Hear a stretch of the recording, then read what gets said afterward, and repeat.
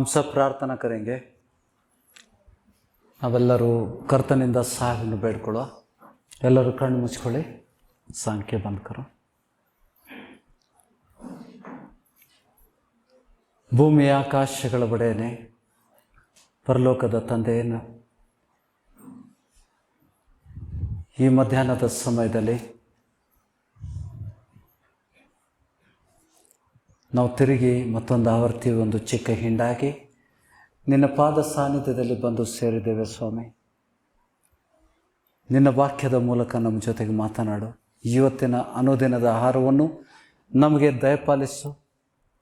ನಿನ್ನ ವಚನಗಳು ನಮ್ಮನ್ನು ಬಲಪಡಿಸುವಂಥದ್ದು, ಬಿಡುಗಡೆ ನೀಡುವಂಥ ವಚನಗಳು. ದೇವಜನರಿಗೆ ಯೋಗ್ಯ ಅವ್ರ ನಿರೀಕ್ಷೆ ಇಟ್ಟಿದ್ದಕ್ಕಿಂತ ಹೆಚ್ಚಾಗಿ ನಿರೀಕ್ಷೆಗೆ ಮೀರಿ ಅತ್ಯುನ್ನತವಾದ ವಚನಗಳನ್ನು ಕೊಟ್ಟು ಬಲಪಡಿಸುವಂಥ ದೇವ್ರು ನೀನಾಗಿದ್ದಿ. ಸಜೀವ ವಾಕ್ಯಗಳನ್ನು ದೇವಜನರ ಹೃದಯದಲ್ಲಿ ಬಿತ್ತುವಂತೆ ನಾವು ಸಭೆಯಾಗಿ ಪ್ರಾರ್ಥಿಸ್ತಾ ಇದ್ದೇವೆ ಸ್ವಾಮಿ. ನಿನ್ನ ಪ್ರಸನ್ನತೆ ಕೊನೆವರೆಗೂ ನಮ್ಮನ್ನು ಕಾಪಾಡಲಿ ಸ್ವಾಮಿ. ವಚನಗಳನ್ನು ಗ್ರಹಿಸುವಂತೆ ನಮ್ಮೆಲ್ಲರಿಗೂ ಸಹಾಯ ಮಾಡು. ಅಂಧಕಾರದ ಶಕ್ತಿಗಳು, ಸೈತಾನ ಮತ್ತು ಆತನ ದೂತರು ವಚನಗಳು ಕದಿಯದಂತೆ, ವಚನಗಳನ್ನು ಗ್ರಹಿಸಲಿಕ್ಕೆ ಅಡೆತಡೆ ಮಾಡದಂತೆ ನಿನ್ನ ಪ್ರಸನ್ನತೆ ನಮ್ಮನ್ನು ಕಾಯಲಿ ಸ್ವಾಮಿ. ಇಲ್ಲಿ ಸೇರಿದಂಥ ಪ್ರತಿಯೊಂದು ದೇವಜನರು ಇವತ್ತಿನ ವಚನಗಳನ್ನು ಗ್ರಹಿಸಿ ಬಲ ಹೊಂದುವಂತೆ, ಬಿಡುಗಡೆ ಹೊಂದುವಂತೆ ಸಹಾಯ ಮಾಡು. ಪರಿಶುದ್ಧಾತ್ಮನ ದಿವ್ಯ ಶಕ್ತಿ ಪರಲೋಕದಿಂದ ಜನರ ಮೇಲೆ ಇಳಿದು ಬರಲಿ ಸ್ವಾಮಿ. ಈ ಸಮಯದಲ್ಲಿ ನಿನ್ನ ಪ್ರಸನ್ನತೆಯನ್ನು ನಾವು ಬಯಸ್ತಾ ಇದ್ದೇವೆ. ಆ ಪ್ರಸನ್ನತೆ ಕೊನೆವರೆಗೂ ನಮ್ಮನ್ನು ಕಾದು ಕಾಪಾಡಲಿ ಸ್ವಾಮಿ. ವಚನಗಳನ್ನು ಕೇಳುವಂಥ ಸಹಾಯ ಮಾಡುವಂಥ ಆ ಪ್ರಸನ್ನತೆ ನಮ್ಮ ಸುತ್ತಲೂ ಆವರಿಸ್ಕೊಳ್ಳಿ ಸ್ವಾಮಿ. ಪ್ರತಿಯೊಂದು ವಿಷಯಗಳನ್ನು ನಿನ್ನ ಕೈಗೊಪ್ಪಿಸ್ತಾ ಇದ್ದೇವೆ. ಯಾವುದೇ ಥರದ ಗಲಿಬಿಲಿ ಆಗದಂತೆ ಸೈತಾನನ ಎಲ್ಲ ಯೋಜನೆಗಳನ್ನು ನೀ ಕೊಟ್ಟಂಥ ಅಧಿಕಾರದಿಂದ ನಾವು ಸಭೆಯಾಗಿ ಆ ಸಾಮರ್ಥ್ಯಗಳನ್ನು ಮುರಿತಾ ಇದ್ದೇವೆ, ನಿಷ್ಕ್ರಿಯಗೊಳಿಸ್ತಾ ಇದ್ದೇವೆ. ಸೈತಾನನ ಯೋಜನೆಗಳನ್ನು ಸಭೆಯಾಗಿ ಶಪಿಸ್ತಾ ಇದ್ದೇವೆ. ಅದು ಪವಿತ್ರಾತ್ಮನ ಬಲದಿಂದ ಲೈವಾಗಿ ಹೋಗಲಿ ಸ್ವಾಮಿ. ಆಮೇನ್. ಗಟ್ಟಿ ಆಮೇನ್ ಹೇಳಿ.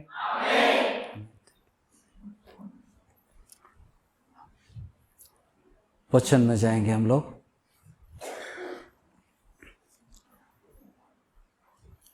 ಎಷ್ಟೋ ಬಾರಿ ವಚನ ಓದ್ತೇವೆ, ವಚನ ಓದ್ತೇವೆ, ಅದರ ಗ್ರಹಿಸುವುದಿಲ್ಲ. देवरू काफ़ी बार हम वचन पढ़ते हैं लेकिन उसको ग्रहण नहीं करते. जब पवित्र आत्मा चाहता है कि हम उसको समझे, प्रार्थना जब भी हम करते हैं, पवित्र आत्मा का मदद मांगते हैं, तो वचन का गुणार्थ, सत्यार्थ क्या है, तभी पवित्र आत्मा हमको मदद करता है, क्योंकि वो हमारा मददगार है. ಪವಿತ್ರ ಆತ್ಮನು ನಮ್ಮ ಸಹಾಯಕನಾಗಿದ್ದರಿಂದ ನಾವು ಸಹಾಯ ಬೇಡಿದಾಗ ಆತನು ಯಾವಾಗಲೂ ಸಹಾಯ ಮಾಡಲಿಕ್ಕೆ ಆ ಥರದಿಂದ ಕಾಯ್ತಾನೆ ಇರ್ತಾನೆ. ಆಮೇನ್. ಇದನ್ನು ಅನುಭವಿಸಿದರೆ ನೀವು ಎಷ್ಟೋ ಜನ, ಹೊಸಬರು ಇನ್ನೂ ಅನುಭವಿಸ್ಲಿಕ್ಕಿದ್ದೇವೆ. नए लोगों को अभी अनुभव नहीं हुआ. जब तुम पवित्र आत्मा की मदद मांगते हो, जब वचन पढ़ते हो, उसका गुणार्थ को, ಅದರ ರಹಸ್ಯಗಳ ಗುಡಾರ್ಥಗಳು ನೀವು ಗ್ರಹಿಸುವಂತೆ ಆತನು ಸಹಾಯ ಮಾಡ್ತಾನೆ. ಆಮೇಲೆ ಹಿಂದೆ ಹೋದ ವಾರ ಓದಿದಂಥ ವಚನದಲ್ಲಿ ಇನ್ನೂ ಹೆಚ್ಚಿನ ವಿಷಯಗಳು ದೇವರು ಪ್ರಕಟ ಮಾಡಲಿ ಅಂತ. ಆಮೇಲೆ हम 1 कोरिन्थियन 11वां अध्याय, जो प्रभु भोजन के लिए जब सभा होकर इकट्ठा होते हैं प्रभु भोजन के लिए, उस वचन को आज फिर दोबारा पढ़ेंगे और देखेंगे, अनुभव करेंगे और क्या है उसमें, ಅದರಲ್ಲಿರುವಂಥ ರಹಸ್ಯಗಳನ್ನು ಮತ್ತೆ ಹೆಚ್ಚಾಗಿ ನಾವು ಕಲ್ತ್ಕೊಳ್ಳೋ ಪ್ರಿಯರೇ. ಸಿದ್ಧರಾಗಿದ್ದೀರಾ? 1 कोरिन्थियन 11 11th ಚಾಪ್ಟರ್, ಹಳೆ ವಚನದಲ್ಲಿ ಹೊಸ ವಿಷಯಗಳು. Every week we are reading this. हर हफ्ते हम इस चीज़ को पढ़ रहे, लेकिन पवित्र आत्मा कुछ नया सिखाने वाला है. ನಿರೀಕ್ಷೆ ಇಟ್ಟಿದ್ದೀರಾ? ನಿಮ್ಮ ದೃಷ್ಟಿ ವಚನದ ಮೇಲೆ ಇರಲಿ. ನಿಮ್ಮ ದೃಷ್ಟಿ ಎಲ್ಲಿರಲಿ? ವಾಕ್ಯದ ಮೇಲೆ. ನಾನು ನಿಮಗೆ ತಿಳಿಸಿಕೊಟ್ಟ ಉಪದೇಶವನ್ನು ಕರ್ತನಿಂದ ಹೊಂದಿದೆನು. 23 ವಚನ. ಕರ್ತನಾದ ಯೇಸು ತಾನು ಹಿಡಿದುಕೊಡಲ್ಪಟ್ಟ ರಾತ್ರಿಯಲ್ಲಿ ರೊಟ್ಟಿಯನ್ನು ತೆಗೆದುಕೊಂಡು ದೇವರ ಸ್ತೋತ್ರ ಮಾಡಿ ಮುರಿದು, ಇದು ನಿಮಗೋಸ್ಕರವಾಗಿರುವ ನನ್ನ ದೇಹ, ನನ್ನನ್ನು ನೆನೆಸಿಕೊಳ್ಳುವುದಕ್ಕೋಸ್ಕರ ಹೀಗೆ ಮಾಡಿರಿ ಎಂದನು. ಊಟ ಆದ ಮೇಲೆ, ರೊಟ್ಟಿ ತಿಂದಾದ ಮೇಲೆ,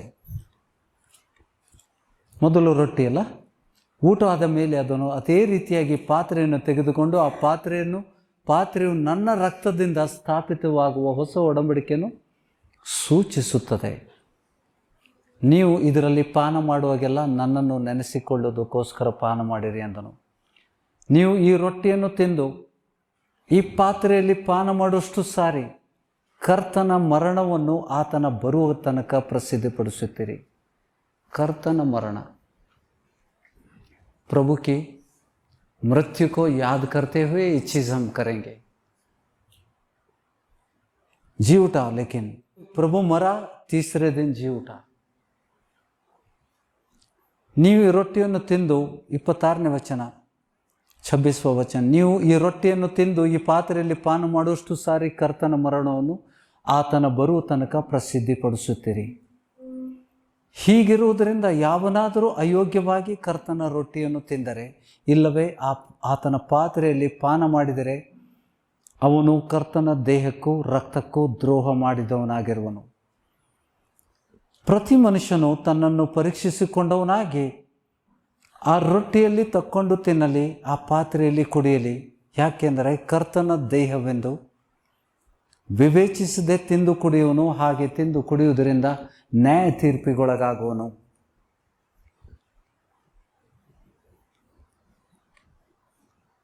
29 का वचन मराठी में पढ़िएगा. त्या शरीराचे मर्म ओळखल्याशिवाय जो खातो व पितो तो खाण्याने व पिण्याने आपणावर दंड ओढवून घेतो. He will invite a judgment. ದಂಡ ಓಡೋಂಗಿತ್ತು, ಶಿಕ್ಷೆಗೆ ಗುರಿ ಆಗ್ತಾನೆ. इफ यू डोंट डिसर्न और उस रोटी का और उस लहू का, शरीर का और लहू का मर्म अगर नहीं जानोगे और न जानते हुए खाओगे पियोगे तो क्या होगा? दंड का पात्र होगे. किसके द्वारा? ದಂಡ कहाँ से आती है? ನ್ಯಾಯ ತೀರ್ಪಿಗೊಳಗಾಗ್ತೀರಿ. ದೇವರು ನಮಗೆ ನ್ಯಾಯ ತೀರ್ಪು ಮಾಡ್ತಾನೆ.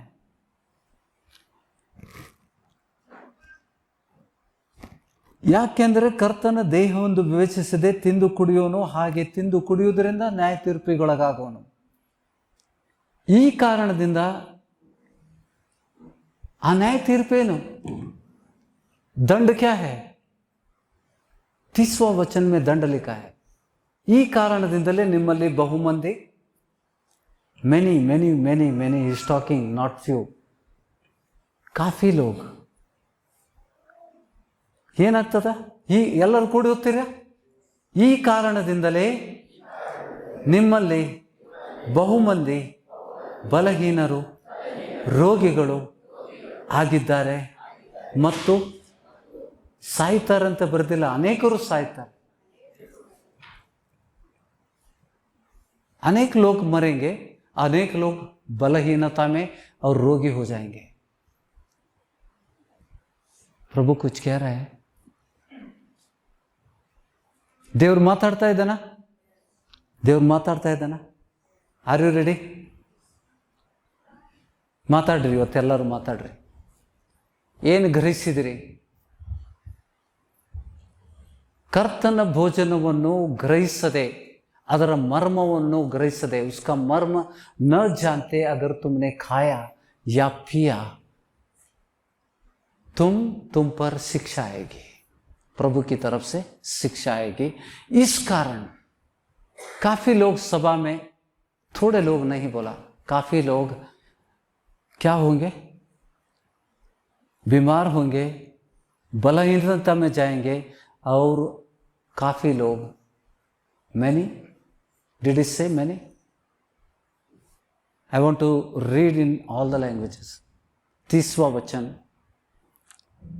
30वां वचन, दंड के हमने खींच लिया ना, दंड को अपना लिया, उस मर्म को न जानते हुए अगर प्रभु भोजन में भाग लोगे तुम बीमार पड़ोगे, तुम में बलहीनता आएगा, काफी लोग मरोगे भी। ये वचन लिखकर साधारण 1950 साल से पहले लिखा था। ಹೌದಾ? 1950 ವರ್ಷಗಳ ಹಿಂದೆ, 1950 साल पहले लिखी हुई पत्रिका है पौल का, और इसको दूसरे वचन मुद्रा डालता है। ಪೌಲ ಹೇಳಿದ್ದೇ ಸತ್ಯ ಅಥವಾ ಬೇರೆ ವಚನಗಳು ಆಧಾರ ಉಂಟು ಇದಕ್ಕೆ?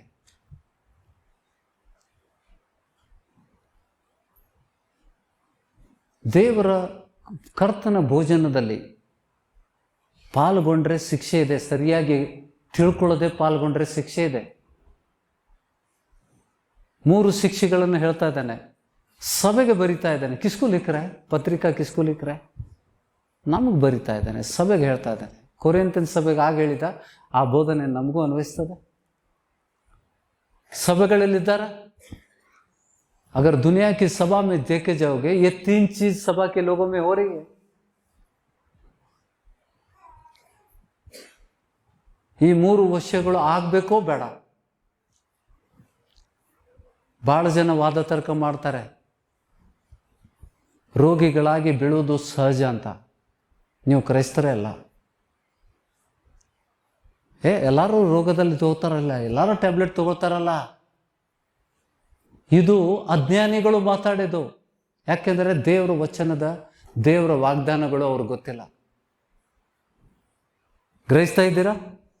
हम आगे बढ़ेंगे दूसरा वचन को 32. Did you understand till 31? 30 ಎಲ್ಲರಿಗೂ ಅರ್ಥ ಆಯ್ತಾ? 31, 32 ಓದುವ ಪ್ರಿಯರೇ. ನಮ್ಮನ್ನು ನಾವೇ ವಿಚಾರಿಸಿಕೊಂಡರೆ ನ್ಯಾಯ ವಿಚಾರಣೆಗಳು ಒಳಗಾಗುವುದಿಲ್ಲ. मतलब इसका अर्थ क्या है? अगर उसका मर्म को, ಸಿಲುಬೆ ಸಂದೇಶ ನಿನ್ನೆ ವಿಡಿಯೋ ಬಿಟ್ಟಿದೆಯಲ್ಲ, ನಿನ್ನೆ ದಿವಸ ವಿಡಿಯೋ ಬಿಟ್ಟಿದೆ, ಎಷ್ಟು ಜನ ಓದಿದಿರಿ ಗೊತ್ತಿಲ್ಲ. ದಯವಿಟ್ಟು ಹೋದ ವಾರದದು ಬೇಕಂತಾನೆ ಕಳಿಸಿದೆ, ಅರ್ಜೆಂಟಾಗಿ ಕಳಿಸಿದೆ ಅದು. ಯಾಕೆಂದರೆ ನಮ್ಮ ಸಭೆಯಲ್ಲಿ ಕೆಲವೊಬ್ಬರಿಗೆ ಯೇಸು ಸ್ವಾಮಿ ಯಾಕೊಂದ,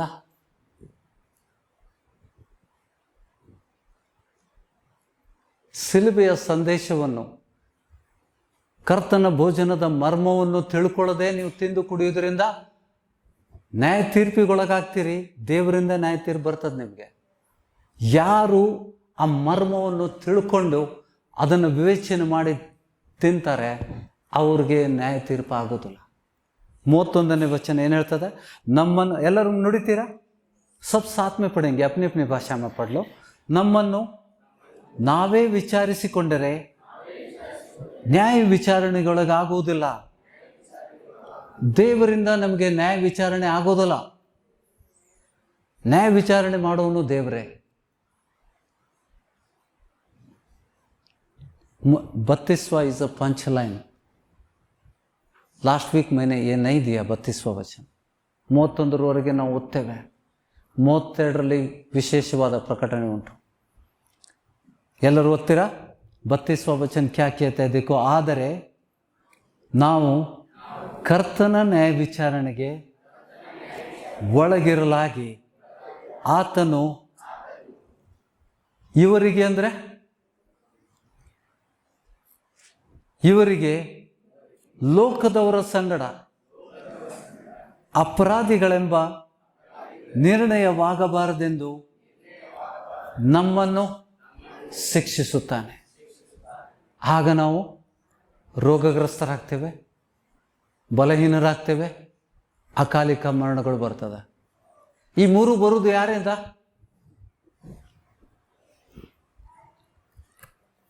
ಶಿಕ್ಷೆ ಬರುವುದು ಯಾರಿಂದ? ಶಿಕ್ಷೆ ಯಾರಿಂದ ಬರ್ತದೆ ಹೇಳ್ರಿ? ಅಲ್ಲೇ ವಚನ ಇದೆಯಲ್ಲ 32. ನನಗೆ ನನ್ನ ಮುಖ ನೋಡಿ, nothing is written on me. ದೇವರಿಂದ 32ನೇ ವಚನ ಇರ್ತದೆ. ಆದರೆ ನಾವು ಕರ್ತನ ನ್ಯಾಯ ವಿಚಾರಣೆಗೆ ಒಳಗಿರಲಾಗಿ ಆತನು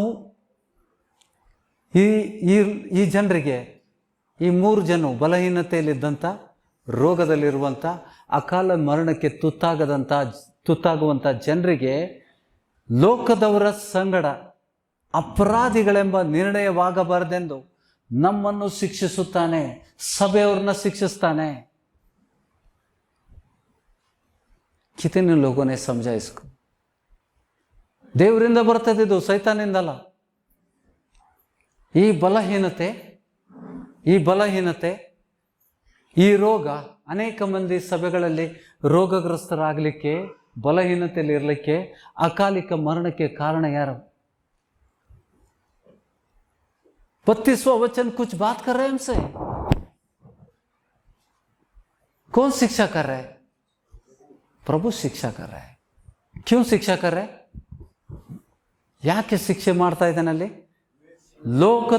ಇವರಿಗೆ ಲೋಕದವರ ಸಂಗಡ ಅಪರಾಧಿಗಳೆಂಬ ನಿರ್ಣಯವಾಗಬಾರದೆಂದು ನಮ್ಮನ್ನು ಶಿಕ್ಷಿಸ್ತಾನೆ. ಎರಡು ನಿರ್ಣಯ ಆಗ್ತದಲ್ಲಿ.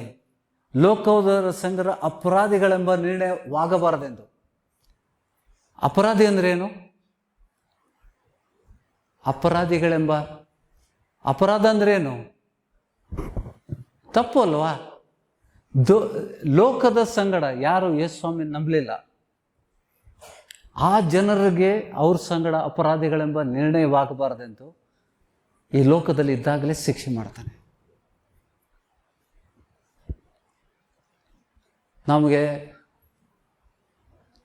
ಎಷ್ಟು ನಿರ್ಣಯ ಇದ್ದಾವೆ, ಎಷ್ಟು ಪುನರುತ್ಥಾನ ಇದ್ದಾನೆ. कितने पुनरुत्थान है जो प्रभु पर विश्वास करते हैं? कितने पुनरुत्थान है? 1 2 ಮೊದಲನೇ ಪುನರುತ್ಥಾನ ಮತ್ತು 2ನೇ ಪುನರುತ್ಥಾನ ಉಂಟು. ಅಲ್ಲಿಗೆ ನಾವು ಹೋದರೆ ಈ ವಚನ ಗೊತ್ತಾಗ್ತದೆ. ಅದಕ್ಕೆ ನಿಮ್ಗೆ ಉತ್ತರ ಕೊಡ್ಲಿಕ್ಕೆ ಆಗ್ತಾ ಇಲ್ಲ. ಮಲಗಿದವ್ರಿಗೆ ಎಬ್ಬಿಸ್ರಿ. हे मेरे भाई उठो, ए मेरे बहन उठ. परमेश्वर सामर्थ्य वचन दे रहा है. सो मत. ಸೈತಾನ್ ಬಿಂದಾಸ್ ಬಂದು ಮಲಗ್ತಾರೆ ಸಭೆಗೆ. ಸೈತಾನ ಹೆಂಗೆ ಮಲಗಿಸ್ತಾನಂದ್ರೆ ಸ್ಟೈಲಲ್ಲಿ ಮಲಗಿಸ್ತಾನ. ಅದು ಅವನ ಶಕ್ತಿ. ಅದು ನೀ ಸಭೆಗೆ ಹೋಗಿ ವ್ಯರ್ಥ ಆಗಬೇಕು, ಖರ್ಚು ಮಾಡಿ ಹೋಗಿದ್ದು ಏನಾಗಿದೆ, ಏನು ಕಲ್ತು ಬಂದೆ? I don't know, because devil made me to sleep. ಸೈತಾನ ಮಲಗಿಸ್ತಾನೆ. ಅಕ್ಕಪಕ್ಕದವ್ರನ್ನ ಎಚ್ಚರಿಸ್ರಿ. ಹಲೋ ಅಂತ ಒಂದು ಹ್ಯಾಂಡ್ ಶೇಕ್ ಮಾಡ್ರಿ, ಮಾತಾಡ್ರಿ. ಅವ್ರು ಕೂಡ ಒಬ್ಬರೊಬ್ಬರು ಮಾತಾಡ್ರಿ. ನನ್ನ ಸಹೋದರಿಯೇ, ಮೈ ಸಿಸ್ಟರ್, ಮೇರಿ ಬಹನ್, ಮೇರೆ ಭಾಯ್, ಜಾಗೆ ರಹೋ. ಯಾರು ಜೋರಾಗಿ ಕೂಗಿ, ಜಾಗೋ ಜಾಗೋ ಮೇರೆ ಬಹನ್, ಜಾಗೋ ಮೇರೆ ಭಾಯ್, ಸೋ ಮತ್, ಕ್ಯೂಕಿ ಪರಮೇಶ್ವರ ವಚನ ದೇ ರहा है. ನಾನು ಕೊಡ್ತಾ ಇಲ್ಲ, ದೇವರಾತ್ಮ ನಿಮಗೆ ವಚನ ಕೊಡ್ತಾ ಇದ್ದಾನೆ. ನೋಡಿ, ಎಷ್ಟೋ ಬಾರಿ ಓದಿದ್ದೇವೆ ನಾವು. ಇವತ್ತು ಬೇರೆದ ಮಾತಾಡಕತ್ತಾನೆ. ಆ ವಚನದ ಮೂಲಕ ದೇವರು ಮಾತಾಡ್ತಾ ಇದ್ದಾನೆ. ಅನ್ಯ ಜನರ ಜೊತೆಗೆ ಲೋಕದವರ ಸಂಗಡ ನಮಗೆ ನ್ಯಾಯ ತೀರ್ಪು ಆಗದಂತೆ ದೇವರು ಸಭೆಯವ್ರನ್ನ ಶಿಕ್ಷಿಸ್ತಾನೆ. ಏನು ತಪ್ಪಿಸ್ಕೊಂಡಿವಿ? ಏನದರ ಅರ್ಥ? It's a big revelation. ಇದು ದೊಡ್ಡ ಮರ್ಮ ದೇವರು ಪ್ರಕಟ ಮಾಡ್ತಾ ಇದ್ದಾನೆ. 32 ವಚನ ಹೆಚ್ಚಿನ ವಿಷಯಗಳನ್ನು ದೇವರು ಕೊಡ್ತಾ ಇದ್ದಾನೆ. ಗ್ರಹಿಸ್ಕೊಳ್ರಿ. ಮಲ್ಕೋಬೇಡ್ರಿ. ನಿದ್ರೆ ಬಂದರೆ ಎದ್ದು ನಿಲ್ರಿ. ನಿಲ್ತೀರಾ? ನಿದ್ದೆ ಬಂದವ್ರು ಎದ್ದು ನಿಲ್ರಿ.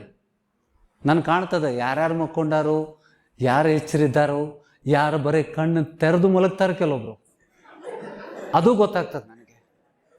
ಕೆಲವೊಬ್ರಿಗೆ ಅದೊಂದು ಟ್ಯಾಲೆಂಟ್ ಇದೆ. ಕಣ್ಣು ತೆರೆದಿರ್ತಾರೆ, ಮಲಗಿರ್ತಾರೆ. ಕೆಲವರು ಇಲ್ಲೇ ಇರ್ತಾರೆ, ಆದ್ರೆ ಸಂತೆಯಾಗಿರ್ತಾರೆ. ಶರೀರ ಇಲ್ಲೇ ಇದೆ, ಕುರ್ಚಿಯಾಗದಾವು, ಹಾಲು ಕಿಸಿತಾರೆ, ಕಣ್ಣನ್ನು ಕಿಸಿತಾರೆ, ಆದ್ರೆ ಮನಸ್ಸು ಅಲ್ಲಿರ್ತೈತಿ, ಪ್ಯಾಟಾಗಿರ್ತೈತಿ, ಸಂತ್ಯಾಗ. ಇವತ್ತು ಅದು ತರಬೇಕು ಆಗ್ತದಂಗೆ ಸೈತಾನ ಮಾಡುವಂಥ ವಿಷಯಗಳು. आज के वचन जो ग्रहण करेंगे, you will be blessed. ಇವತ್ತಿನ ವಿಷಯಗಳು ಶ್ರೇಷ್ಠವಾದದ್ದು. ಮತ್ತೊಮ್ಮೆ ಓದ್ಕೊಳ್ಳುವ, ಬೇರೆ ಭಾಷೆಯಲ್ಲಿ ಓದ್ಕೊಳ್ಳುವ. 32वां वचन पढ़िएगा, मराठी में पढ़िएगा. ज्या अर्थी आपल्यावर दंड ओढवला आहे त्या अर्थी आपल्याला प्रभूकडून शिक्षा होत आहे, अशा हेतूने की जगाच्या बरोबर आपल्याला दंडात्मक होऊ नये. जगाच्या बरोबर दंडात्मक होलं तर काय होते? ಲೋಕದವರ ಸಂಗಡ ನಮಗೆ ನ್ಯಾಯ ತೀರ್ಪಾದರೆ ಎಲ್ಲಿಗೆ ಹೋಗ್ತೇವೆ? ನರಕಕ್ಕೆ ಹೋಗ್ತೇವೆ. ನರಕಕ್ಕೆ ರಕ್ಷಣೆ ಹೊಂದಿದಂಥ ದೇವಜನರು ನರಕಕ್ಕೆ ಹೋಗದಂತೆ ಈ ಭೂಲೋಕದಲ್ಲಿ ಇದ್ದಾಗ 3 ಥರದ, ಒಂದು ಬಲಹೀನತೆಯಲ್ಲಿ, ಒಂದು ರೋಗದಲ್ಲಿ ಮತ್ತು ಅಕಾಲಿಕ ಮರಣದಿಂದ ದೇವರು ಬಾಧಿಸ್ತಾನೆ. ಅದು ಸೈತಾನಿಂದ ಬಂದಿದ್ದಲ್ಲ, ದೇವರು ಹೊಡಿತಾನೆ. Can you understand? ನಾನು ಮಾತಾಡ್ತಾ ಇದ್ದೇನೆ, ವಚನ ಮಾತಾಡ್ತಾ ಇದೆ. ನಾನು ಮಾತಾಡಬಾರ್ದು, ವಚನ ಮಾತಾಡಬೇಕು. ಓಕೆ, ಇಂಗ್ಲೀಷಲ್ಲಿ ಏನು ಹೇಳ್ತದೆ?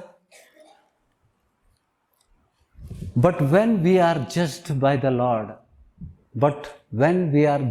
ದ ಲಾರ್ಡ್, ಕರ್ತನು ನಮಗೆ ನ್ಯಾಯ ತೀರ್ಪು ಮಾಡಿದಾಗ, ದೇವಜನರಿಗೆ ನ್ಯಾಯ ತೀರ್ಪು ಮಾಡಿದಾಗ, ವಿ ಆರ್ ಡಿಸಿಪ್ಲೈನ್ಡ್.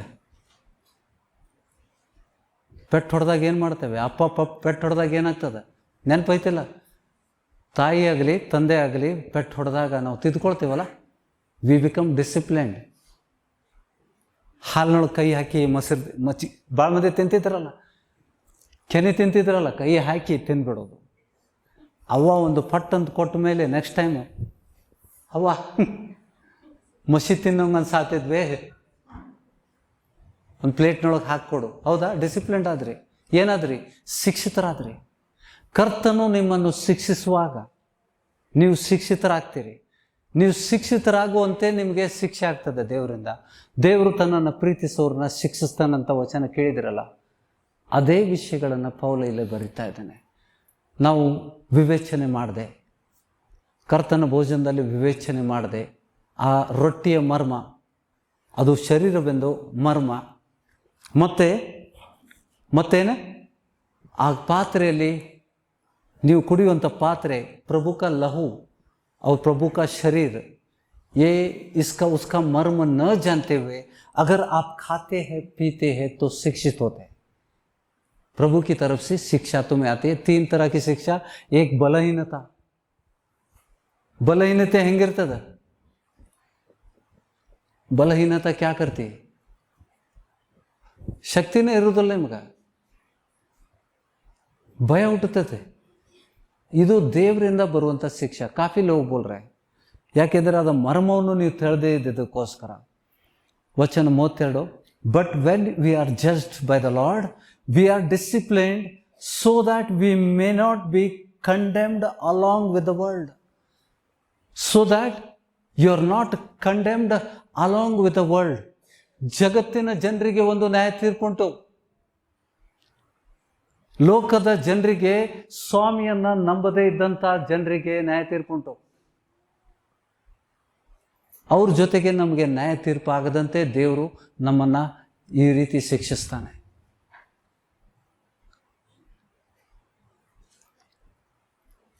ತಪ್ಪಿಸ್ತಾನ? ನರಕ ತಪ್ಪಿಸ್ತಾನ? ಶಿಕ್ಷೆ ಮೂಲಕ ನರಕ ತಪ್ಪಿಸ್ಕೊಳ್ತಾರ? ಆದರೆ ಈ ಲೋಕದ ಭೂಯಾತ್ರೆಯಲ್ಲಿ ಬೇಗ ಟಿಕೆಟ್ ತಕೊಂಡು ಹೋಗ್ತಾರೆ. ಸೇವ್ ಮಾಡಲಿಕ್ಕೆ ಮನಸ್ಸಿದ್ರು ಕೂಡ ನಿಮ್ಗೆ ಆಗೋದಿಲ್ಲ. ಯಾಕೆಂದರೆ ಆ ಮರ್ಮವನ್ನು ತಿಳ್ಕೊಳ್ಳದೆ ನೀವು ಅದರಲ್ಲಿ ಕೈ ಹಾಕಿದ್ದರಿಂದ ನಿಮಗೆ ಶಿಕ್ಷೆ ಆಗ್ತದೆ. ಇದು ಹೊಸ ಪ್ರಕಟಣೆನಾ ಸಭೆಗೆ? ಈ ಸಭೆಗೆ ಹೊಸ ಪ್ರಕಟಣೆನಾ? ಓದಿದ್ದೇವೆ, वचन ಓದಿದ್ದೇವೆ, ಭಾಳ ಸತಿ ಓದಿದ್ದೇವೆ, काफी बार हमने पढ़ा है, लेकिन मर्म क्या है?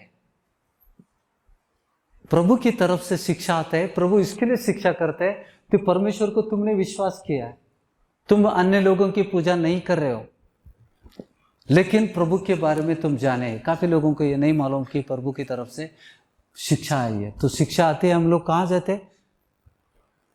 Family doctor, consulting doctor, family doctor के पास भागते, मुझे ऐसा तकलीफ हो रहा है. वो गोली लिख के देता है, इंजेक्शन देता है, वापस आते. क्या है? कितने साल से गोली खा रहे हैं, ಎಷ್ಟು ಸಮಯದಿಂದ ಹೋಗ್ತದ ಅದು? ದೇವರಿಂದ ಬಂದಂಥ ಶಿಕ್ಷೆ ನೀವು ವೈದ್ಯರ ಮೂಲಕ डॉक्टर के पास जाने से, क्योंकि शिक्षा किससे आई है?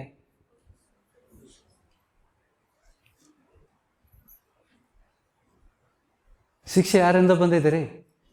ದೇವರಿಂದ ಬಂದಾಗ ಡಾಕ್ಟರ್ ನಡೆಯೋಲ್ಲ, ಗೋಲಿಯಾ ನೈ ಚಲ್ತಿ, ಬುದ್ಧಿಮಾನ್ ಬನು. आवाग ಏನು ಮಾಡಬೇಕು? You have to correct. अगर तुमको मालूम नहीं कि प्रभु शिक्षा करता है, जिससे प्रेम करता है उनको शिक्षा करता है, क्योंकि क्यों शिक्षा कर रहे हैं? कि लोगों की, इस पृथ्वी के लोगों के, अन्य लोगों के साथ तुम्हें नाश न हो, ನೀವು ನಾಶ ಆಗದಂತೆ ದೇವರು ಈ ರೀತಿ ಶಿಕ್ಷೆ ಮಾಡ್ತಾನೆ. ಈಗ ಓದುವ ಹಿಂದಿ ಮೇ ಯಾರಾದ್ರೂ ಹತ್ರ ಹಿಂದಿ ಇದೆಯಾ? ಓದ್ತೇನೆ ನೋಡಿ. 32 का वचन 31 और 32 दोनों मिलके पढ़ता हूं मैं. यदि हम अपने आप को जांचते तो दंड न पाते. अगर उस रोटी का और लहू का मर्म जानकर अगर उसमें भाग लेते हमें दंड ना मिलता, परंतु प्रभु हमें दंड देकर हमारी ताड़ना करता है. कौन? प्रभु हमें दंड देकर हमारी ताड़ना करता है, इसलिए कि हम संसार के साथ दोषी न ठहरे. देवर ಒಳ್ಳೆಯವನಾ? देवर ಒಳ್ಳೆಯವನಾ? Is God good all the time? God is good all the time. गाना गाते हैं ना हम लोग. ದೇವರು ಯಾವಾಗಲೂ ಒಳ್ಳೆಯವನು. ನಮ್ಮ ಮೇರೆಯನ್ನು ಆತನು ಬಲ್ಲ, ನಮ್ಮ ಬಲಹೀನತೆ ಆತನು ಗೊತ್ತುಂಟು. ನೋಡಿ, ನಾವು ನರಕಕ್ಕೆ ಹೋಗದಂತೆ ದೇವರು ನಮ್ಮನ್ನು ಈ 3 ರೀತಿಯಲ್ಲಿ ಶಿಕ್ಷೆ ಮಾಡ್ತಾನೆ. ಯಾಕೆಂದರೆ ಲೋಕದ ಜನರ ಜೊತೆಗೆ ನಾವು ದೋಷಿಗಳೆಂದು ನಿರ್ಣಯ ಹೊಂದದಂತೆ ಅಲ್ಲಿ 2 ನಿರ್ಣಯ ಉಂಟು. ಅದಕ್ಕೆ 2 ಪುನರುತ್ಥಾನಗಳುಂಟು. ಮೊದಲನೇ ಪುನರುತ್ಥಾನದಲ್ಲಿ ಭಾಗವಹಿಸುವನು ಧನ್ಯನು, ಆತನು 1000 ವರ್ಷ ಕ್ರಿಸ್ತನೊಂದಿಗೆ ಆಳ್ತಾನೆ. 2ನೇ ಪುನರುತ್ಥಾನದಲ್ಲಿ ಯಾರಿಗೂ ರಕ್ಷಣೆನೇ ಇಲ್ಲ. 2ನೇ ಪುನರುತ್ಥಾನದಲ್ಲಿ ಯಾರಿಗೂ ರಕ್ಷಣೆ ಇಲ್ಲ. ವಚನ ನೋಡುವ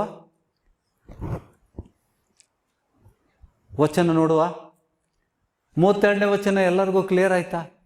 सभी लोगों को समझ गया कि 32वां वचन का अर्थ क्या है? Children, did you get it? ಅರ್ಥ ಆಯ್ತಾ? ಪ್ರಕಟಣೆ ಗ್ರಂಥಕ್ಕೆ ಬನ್ನಿ. 20ನೇ ಅಧ್ಯಾಯ 20वां अध्याय पहला वचन से हम पढ़ेंगे. ಆಗ ಒಬ್ಬ ದೇವದೂತನು ಅಧೋಲೋಕದ ಬೀಗದ ಕೈಯನ್ನು, ದೊಡ್ಡ ಸರಪಳಿಯನ್ನು ಕೈಯಲ್ಲಿ ಹಿಡಿದುಕೊಂಡು ಪರಲೋಕದಿಂದ ಇಳಿದು ಬರುವುದನ್ನು ಕಂಡೆನು. ಸ್ವರ್ಗ ಸೆ ಉತ್ತರ ಆ ರहा है ದೇವದೂತ್. ಏನು ತಗೊಂಡು ಬರ್ತಾ ಇದ್ದಾನೆ? ಅಧೋಲೋಕದ ಬೀಗದ ಕೈಯನ್ನು, ದೊಡ್ಡ ಸರಪಳಿಯನ್ನೇ ಕೈಯಲ್ಲಿ ಹಿಡಿದುಕೊಂಡು ಪರಲೋಕದಿಂದ ಇಳಿದು ಬರುವುದನ್ನು ಕಂಡೆನು. अगाध कुंपन का चावी और सरपड़े है उसके पास. he has a chain. ಅವನು ಪಿಶಾಚನು ಸೈತಾನನು ಆಗಿರುವ ಪುರಾತನ ಸರ್ಪನೆಂಬ ಘಟ ಸರ್ಪನನ್ನು ಹಿಡಿದು 1000 ವರ್ಷ ಬಂಧನದಲ್ಲಿಟ್ಟನು. ಪಾತಾಳ, ಬಾಟಮ್ಲೆಸ್ ಪಿಟ್, ಅದಕ್ಕೆ ತಳನೇ ಇಲ್ಲ. ಆಳವಾದ ಸೈತಾನಿಗೆ ದೇವರು 1000 ವರ್ಷ ಬಂಧನದಲ್ಲಿಡ್ತಾನೆ. ಆ 1000 ವರ್ಷ ತೀರುವ ತನಕ ಸೈತಾನನು ಇನ್ನು ಜನಗಳನ್ನು ಮರಳುಗೊಳಿಸದ ಹಾಗೆ ದೇವದೂತನು ಅವನನ್ನು ಅಧೋಲೋಕದಲ್ಲಿ ದೊಬ್ಬಿ ಬಾಗಿಲು ಮುಚ್ಚಿ ಅದಕ್ಕೆ ಮುದ್ರೆ ಹಾಕಿದನು. ಆ 1000 ವರ್ಷಗಳಾದ ಮೇಲೆ ಅವನಿಗೆ ಸ್ವಲ್ಪ ಕಾಲ ಬಿಡುಗಡೆ ಆಗಬೇಕು. ಯಾರಿಗೆ ಬಂಧನದಲ್ಲಿ ಇಡ್ತಾರೆ? ಯಾರಿಗೆ ಸೆರೆಮನೆಯಲ್ಲಿ ಹಾಕ್ತಾ ಇದ್ದಾರೆ? ಅಧೋಲೋಕದಲ್ಲಿ ಸೈತಾನ ಮತ್ತು ಆತನ ದೂತರಿಗೆ. ಭೂಲೋಕದವರನ್ನ ಮರಳುಗೊಳಿಸುವ ಸೈತಾನನು ಈಗ ಬಂಧಿಸಲ್ಪಟ್ಟಿದ್ದಾನೆ. 4ನೇ ವಚನ 4th ವಚನ. ತರುವಾಯ ಸಿಂಹಾಸನಗಳನ್ನು ಕಂಡನು ಪರಲೋಕದಲ್ಲಿದ್ದು, ಅವುಗಳ ಮೇಲೆ ಜನರು ಕೂತಿದ್ದರು. ನ್ಯಾಯ ತೀರಿಸುವ ಅಧಿಕಾರವು ಅವರಿಗೆ ಕೊಡಲ್ಪಟ್ಟಿತು. ಇದಲ್ಲದೆ ಯೇಸುವಿನ ವಿಷಯವಾದ ಸಾಕ್ಷಿಯ ನಿಮಿತ್ತವಾಗಿಯೂ ದೇವರ ವಾಕ್ಯದ ನಿಮಿತ್ತವಾಗಿಯೂ ತಲೆ ಹೊಯ್ಸಿಕೊಂಡಿರುವ ಆತ್ಮಗಳನ್ನು ಮೃಗಕ್ಕೂ ಅದರ ವಿಗ್ರಹಕ್ಕೂ ನಮಸ್ಕರಿಸದೆ ತಮ್ಮ ಹಣೆಯ ಮೇಲೆ ಮತ್ತು ಕೈ ಮೇಲೆ ಗುರುತು ಹಾಕಿಸಿಕೊಳ್ಳದೇ ಇರುವವರನ್ನು ಕಂಡೆನು. ಅವರು ಜೀವಿತರಾಗಿ ಎದ್ದು 1000 ವರ್ಷ ಕ್ರಿಸ್ತನೊಂದಿಗೆ ಆಳಿದರು. ಆಮೇಲೆ ಇವ್ರು ಯಾರು? 1000 ವರ್ಷ ಕ್ರಿಸ್ತನೊಂದಿಗೆ ಆಳೋರು ಯಾರು? ಮೊದಲನೇ ಪುನರುತ್ಥಾನದಲ್ಲಿ ಭಾಗವಹಿಸುವರು.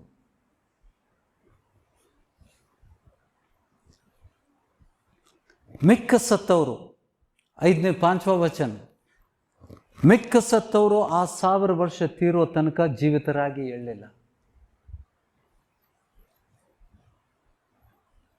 ಇದೇ ಮೊದಲನೇ ಪುನರುತ್ಥಾನ. ಪ್ರಥಮ ಪುನರುತ್ಥಾನದಲ್ಲಿ ಸೇರಿರುವವನು ಧನ್ಯನೂ ಪರಿಶುದ್ಧನೂ ಆಗಿದ್ದಾನೆ. ಇಂಥವರ ಮೇಲೆ 2ನೇ ಮರಣಕ್ಕೆ ಅಧಿಕಾರವಿಲ್ಲ. ಇಂಥವ್ರು ಮೊದಲನೇ ಪುನರುತ್ಥಾನದಲ್ಲಿ ಯಾರು ಭಾಗವಹಿಸಿದ್ದಾರೆ ಅವ್ರಿಗೆ 2ನೇ ಮರಣದ ಮೇಲೆ ಅಧಿಕಾರ ಇಲ್ಲ.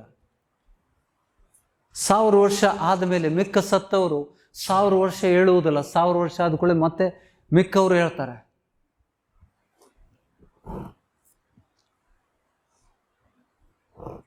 ಹನ್ನೊಂದನೇ ವಚನದಿಂದ ಓದುವ. 11 ವಚನ ಸೆ. ಆಮೇಲೆ ಬೆಳ್ಳಗಿರುವ ಮಹಾಸಿಂಹಾಸನವನ್ನು ಅದರ ಮೇಲೆ ಕೂತಿದ್ದಾತನನ್ನು ಕಂಡೆನು. ಆತನೆದುರಿನಿಂದ ಭೂಮಿ ಆಕಾಶಗಳು ಓಡಿ ಹೋಗಿ ಇನ್ನೂ ಕಾಣಿಸದ ಹಾಗಾದವು. ಇದಲ್ಲದೆ ಜೀವಿತರಲ್ಲ ಇವರು, ಸತ್ತವರಾದ ದೊಡ್ಡವರು ಚಿಕ್ಕವರು ಸಿಂಹಾಸನದ ಮೇಲೆ ನಿಂತಿರುವುದನ್ನು ಕಂಡೆನು.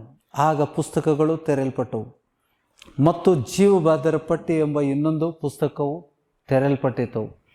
ಆ ಪುಸ್ತಕಗಳಲ್ಲಿ ಬರೆದಿದ್ದ ಸಂಗತಿಗಳ ಆಧಾರದಿಂದ ಅವರವರ ಕೃತ್ಯಗಳ ಪ್ರಕಾರ ಸತ್ತವರಿಗೆ, ನೋಡಿ ಶಬ್ದ ಏನು ಬಳಸ್ತಾ ಇದ್ದಾನೆ, ಸತ್ತವರು, ಅವರು ಜೀವಿತವರಲ್ಲ, ಯೇಸುಸ್ವಾಮಿ ನಂಬಿದವರಲ್ಲ. ಸತ್ತವರಿಗೆ ನ್ಯಾಯ ತೀರ್ಪಾಯಿತು. ಈ ನ್ಯಾಯ ತೀರ್ಪದಲ್ಲಿ ಸತ್ತವರಿಗೆ ಲೋಕದವರ ಸಂಗಡ ನ್ಯಾಯ ತೀರ್ಪ ಆಗದಂತೆ ದೇವರು ಈ ಲೋಕದಲ್ಲಿ ಇದ್ದಾಗಲೇ ನಮಗೆ ಶಿಕ್ಷೆ ಮಾಡ್ತಾನೆ.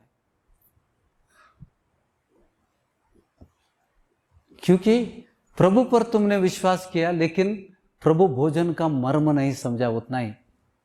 क्या गलती है तुम्हारी? ರಹಸ್ಯದಲ್ಲಿ ದೇವರು ಇಟ್ಟಂಥ ವಚನದ ಮರ್ಮವನ್ನು ನಾವು ತಿಳ್ಕೊಳ್ಳಿಲ್ಲ. ಆ ಸಿಲುಬೆ ಸಂದೇಶವನ್ನು ನಾವು ಸರಿಯಾಗಿ ಆತನ ಶರೀರ ಆತನ ರಕ್ತವೆಂದು ಗ್ರಹಿಸಿಕೊಳ್ಳದೆ ಹಾಗೆ ತಿಂದು ಗುಡಿಯುವುದರಿಂದ ನ್ಯಾಯ ತೀರ್ಪುಗಳಿಗಾಗ್ತವೆ. ಈ ಕಾರಣದಿಂದ ನಿಮ್ಮಲ್ಲಿ ಬಹುಮಂದಿ ಬಲಹೀನರು, ರೋಗಿಗಳು ಮತ್ತು ಅನೇಕರು ಸಾಯುತ್ತಾರೆ. ಆ ಜನರಿಗೆ ನ್ಯಾಯ ತೀರ್ಪಿಗೆ ಹೇಗಾಯಿತು? ದೇವರಿಂದ ಬಂದಂಥ ನ್ಯಾಯ ತೀರ್ಪದು. ಆ ಬಂದಿದ್ದು ಶಿಕ್ಷೆ ಕೂಡ ದೇವರಿಂದ. ಗ್ರಹಿಸ್ತಾ ಇದ್ದೀರಾ? ದೇವರು ಬಲಪಡಿಸ್ತಾ ಇದ್ದಾನೆ ವಚನದಿಂದ, ಹೊಸ ರಹಸ್ಯಗಳನ್ನು ಕಲಿಸ್ತಾ ಇದ್ದಾನೆ. ಇಲ್ಲಿ ಒಳಗಡೆ ಏನಾಗ್ತದೆ?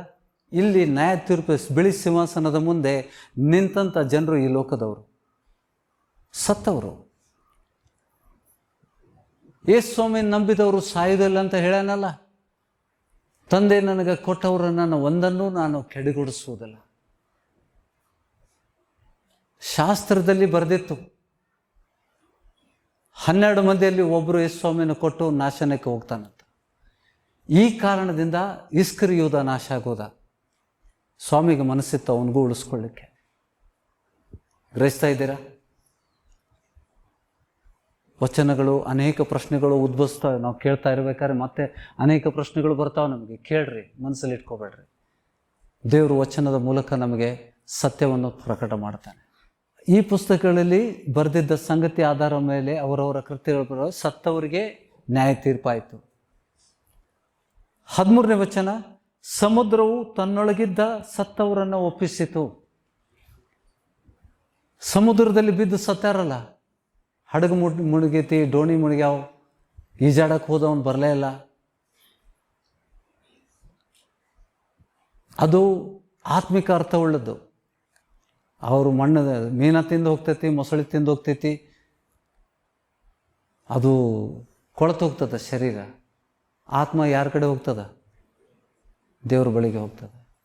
ಆ ರಕ್ಷಣೆ ಹೊಂದಿದ್ರೆ ಮೊಸಳಿ ತಿಂದರೂ ಕೂಡ ಅವನ ಆತ್ಮ ದೇವರ ಬಳಿಯಲ್ಲಿರ್ತದೆ. ಗ್ರಹಿಸ್ತಾ ಇದ್ದೀರಾ?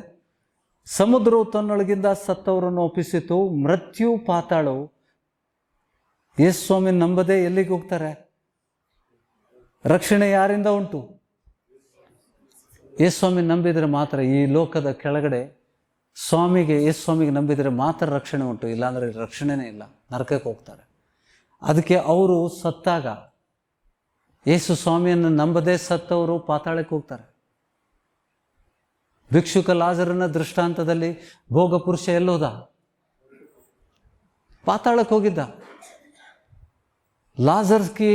ಲಾಜರನ ಕೈ ಬೆರಳನ್ನು ತುದಿ ನೀರಲ್ಲಿ ಅದ್ದಿ ನನ್ನ ನಾಲಿಗೆಯನ್ನು ತಂಪುಗೊಳಿಸುವಂಥ ಅಬ್ರಾಹ್ಮನಿಗೆ ಕಳಿಸ್ತಾನೆ. ಅಬ್ರಾಹ್ಮನ ಎದೆಗೆ ಒರಗಿಸಿದರು. ಶ್ರೀಮಂತ ಭೋಗ ಪುರುಷ ಎಲ್ಲಿದ್ದ? ಪಾತಾಳದಲ್ಲಿದ್ದ. ದೇವರನ್ನು ನಂಬದೆ ಆತನ ವಚನಗಳನ್ನು ಕೈಗೊಂಡು ಉಲ್ಲಂಘಿಸಿ ನಡೆಯೋರಿಗೆ ಅಧೋಲೋಕಕ್ಕೆ ಹೋಗ್ತಾರೆ. ರಕ್ಷಣೆ ಹೊಂದಿದಂಥ ಜನರಿಗೆ ಮತ್ತು ರಕ್ಷಣೆ ಹೊಂದದೇ ಇರುವಂಥ ಜನರ ವ್ಯತ್ಯಾಸಗಳನ್ನು ದೇವರು ತೋರಿಸ್ತಾ ಇದ್ದಾನೆ. ಈ ಜನರಿಗೆ ಈ ನ್ಯಾಯ ತೀರ್ಪು ನಮಗಾಗದಂತೆ ದೇವರು ನಮಗೆ ಶಿಕ್ಷಿಸ್ತಾನೆ. ಈ ನ್ಯಾಯ ತೀರ್ಪು 20ನೇ ಅಧ್ಯಾಯ 11ರಿಂದ ಯಾರಿಗಾಗ್ತಾ ಇದೆ? ಒಬ್ಬರು ವಿಶ್ವಾಸಿಗಳಿಲ್ಲ ಅದರಲ್ಲಿ.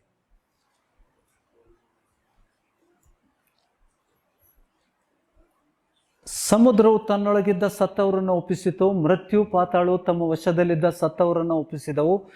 ಅವರಲ್ಲಿ ಪ್ರತಿಯೊಬ್ಬನಿಗೆ ಅವನವನ ಕೃತ್ಯಗಳ ಪ್ರಕಾರ ನ್ಯಾಯ ತೀರ್ಪಾಯಿತು. ಆಮೇಲೆ ಮೃತ್ಯು ಪಾತಾಳು ಬೆಂಕಿಯ ಕೆರೆಗೆ ದೊಬ್ಬಲ್ಪಟ್ಟವು. ಆ ಬೆಂಕಿಯ ಕೆರೆ 2ನೆಯ ಮರಣವು. ಯಾವನ ಹೆಸರು ಜೀವಬಾಧರ ಪಟ್ಟಿಯಲ್ಲಿ ಬರೆದಿದ್ದಾಗಿ ಕಾಣುವುದಿಲ್ಲವೋ ಅವನು ಬೆಂಕಿಯ ಕೆರೆಗೆ ದೊಬ್ಬಲ್ಪಟ್ಟನು. ಈ 20ನೇ ಅಧ್ಯಾಯ 11ರಿಂದ ಯಾರಿಗಾದ್ರೂ ರಕ್ಷಣೆ ಆಗಿದೆಯಾ? ಪರಲೋಕ ಯಾರಾದರೂ ಸೇರಿದಾರ? ಯಾರೂ ಸೇರಲಿಲ್ಲ. ಅನ್ಯ ಜನರ ಮೇಲೆ ಬರುವಂಥ ದಂಡನೆಯು ನಂಬಿದಂಥ ವಿಶ್ವಾಸಿಗಳ ಮೇಲೆ ಬರದಂತೆ ನೀವು ಕರ್ತನ ಭೋಜನದ ಕ್ರಮವನ್ನು ತಿಳ್ಕೊಳ್ಳದೇ ಇದ್ರೂ ಕೂಡ ನಿಮಗೆ ರಕ್ಷಣೆ ಆಗ್ತದೆ. ಆದರೆ ಏನಾಗೋದಿಲ್ಲ, ಸಂಪೂರ್ಣ ಆಯುಷ್ಯನ್ನು ಜೀವಿಸುವುದಿಲ್ಲ. ರೋಗಕ್ಕೆ ತುತ್ತಾಗ್ತೀರಿ, ಮರಣಕ್ಕೆ, ಬಲಹೀನತೆ, ರೋಗಗಳು ಮತ್ತು M I with the world. ದೇವ್ರ ವಚನ ಗ್ರಹಿಸ್ತಾ ಇದೆಯಾ? ನಂಬದೇ ಇದ್ದವ್ರು ಎಲ್ಲಿಗೆ ಹೋಗ್ತಾರೆ?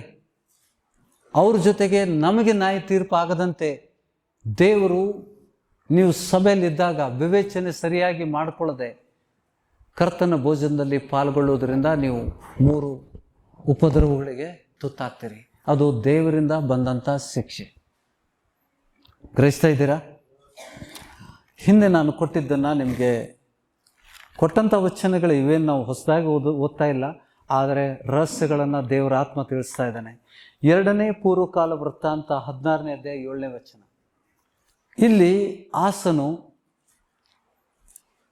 ಯಹೂದ್ಯರ ಅರಸ, ವಿಶ್ವಾಸಿ, ಹಳೆ ಸಭೆಗೆ ಸಂಬಂಧಪಟ್ಟವನು, ಇಸ್ರಾಯೇಲ್ ಎಂಬ ಮಂದಿಗೆ ಸಂಬಂಧಪಟ್ಟವನು.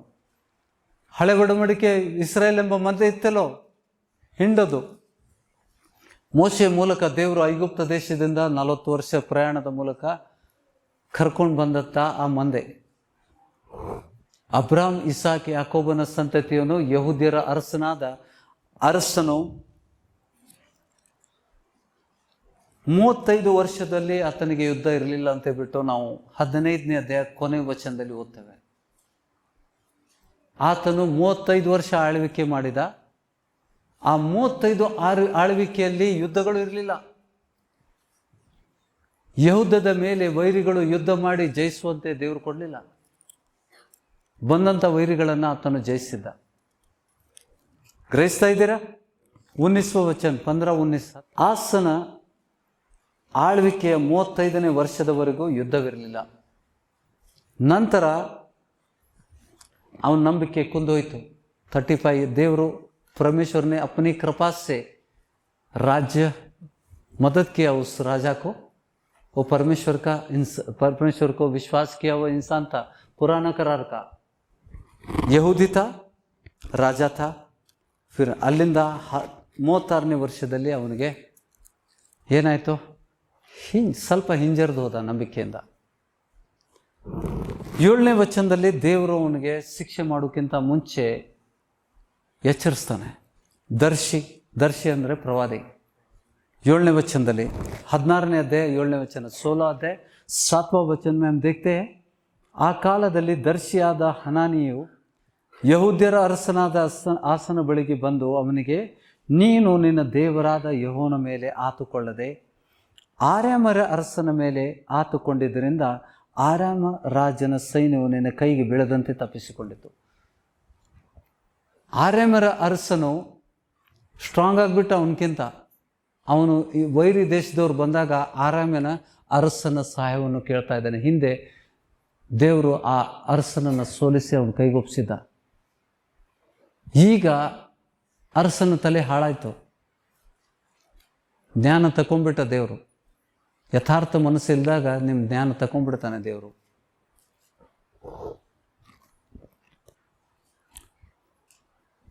ಆತನು ಬಂದು ಏನು ಹೇಳ್ತಾನೆ 8ನೇ ವಚನದಲ್ಲಿ, ಕೂಶ್ಯ ಲೀಬರು, ಕೂಶ್ಯ ಅಂತಂದರೆ ಇಥೋಪಿಯಾ, ಲಿಬಿಯಾ, ಈಗಿನ ಇಥೋಪಿಯಾ ಮತ್ತು ಲಿಬಿಯಾ, ಆಫ್ರಿಕಾ ಖಂಡದವರು. ಕೂಶ್ಯ ಲೀಬರು ಸೈನ್ಯವು ಅಪರಿಮಿತ ರಥಾಶ್ವ ಬಲುಳ್ಳ ಮಹಾಸೈನ್ಯ ಅಲ್ಲವು. ನೀನು ಆ ಸಮಯದಲ್ಲಿ ಯೆಹೋವನ ಮೇಲೆ ಭರವಸೆ ಇಟ್ಟಿದ್ದರಿಂದ ಆತನು ಅದನ್ನು ನಿನ್ನ ಕೈಗೆ ಒಪ್ಪಿಸಿಕೊಟ್ಟನು. ಯೆಹೋವನು ಭೂಲೋಕದ ಎಲ್ಲ ಕಡೆಗಳಲ್ಲಿಯೂ ದೃಷ್ಟಿಯನ್ನು ಪ್ರಸರಿಸುತ್ತಾ ತನ್ನ ಕಡೆಗೆ ಯಥಾರ್ಥ ಮನಸ್ಸುಳ್ಳವರ ರಕ್ಷಣೆಗಾಗಿ ತನ್ನ ಪ್ರತಾಪವನ್ನು ತೋರ್ಪಡಿಸುತ್ತಾನೆ. ರಾಜನ ರಕ್ಷಣೆಗೋಸ್ಕರ 35 ವರ್ಷ ಯುದ್ಧ ಆಗದಂತೆ ಆತನು ದೇವರು ಅವನ ಮೂಲಕ ಯುದ್ಧ ಮಾಡಿ ಆ ರಾಜನಿಗೆ ಜಯವನ್ನು ಕೊಟ್ಟಿದ್ದ. 35 ವರ್ಷ ಆತನು ಸೋಲಾಗಲಿಲ್ಲ. 10वा ವಚನ, ಆಸನು ಈ ಮಾತುಗಳ ದೆಸೆಯಿಂದ ಬೇಸರಗೊಂಡು, ನೀನು ಪ್ರವಾದಿ ಹೆಂಗೆ ಹೋಗಿರ್ತಾನೆ, ಚಪ್ಪಲಿ ಹಾಕೊಂಡು ಹೋಗಿರ್ತಾನೆ. ಕೆಲವೊಂದು ಚಪ್ಪಲಿನೇ ಇರೋದಿಲ್ಲ ಪ್ರವಾದಿಗೆ. Is a normal person. Suit boot ಹಾಕ್ಕೊಂಡು ಹೋಗಿಲ್ಲ ಅವನು ಅರಸನ ಹತ್ರ. ಪ್ರವಾದಿಯಾಗಿ ಹೋದ. ನೀನು ಹುಚ್ಚುತನ ಮಾಡಿದೆಯಲ್ಲ. ಅರಸನಿಗೆ ಆ ರೀತಿ ಮಾತಾಡಿದ್ದಕ್ಕೆ ಅವನು ಬೇಸರಗೊಂಡು ಆ ಪ್ರವಾದಿಯನ್ನು ಸೆರೆಮನೆಗೆ ಕೊಳದಲ್ಲಿ ಹಾಕಿಸಿದ. ಕೊಳ ಹಾಕಿಸಿ ಸೆರೆಮನೆಗೆ ಒಪ್ಪಿಸಿಕೊಟ್ಟ.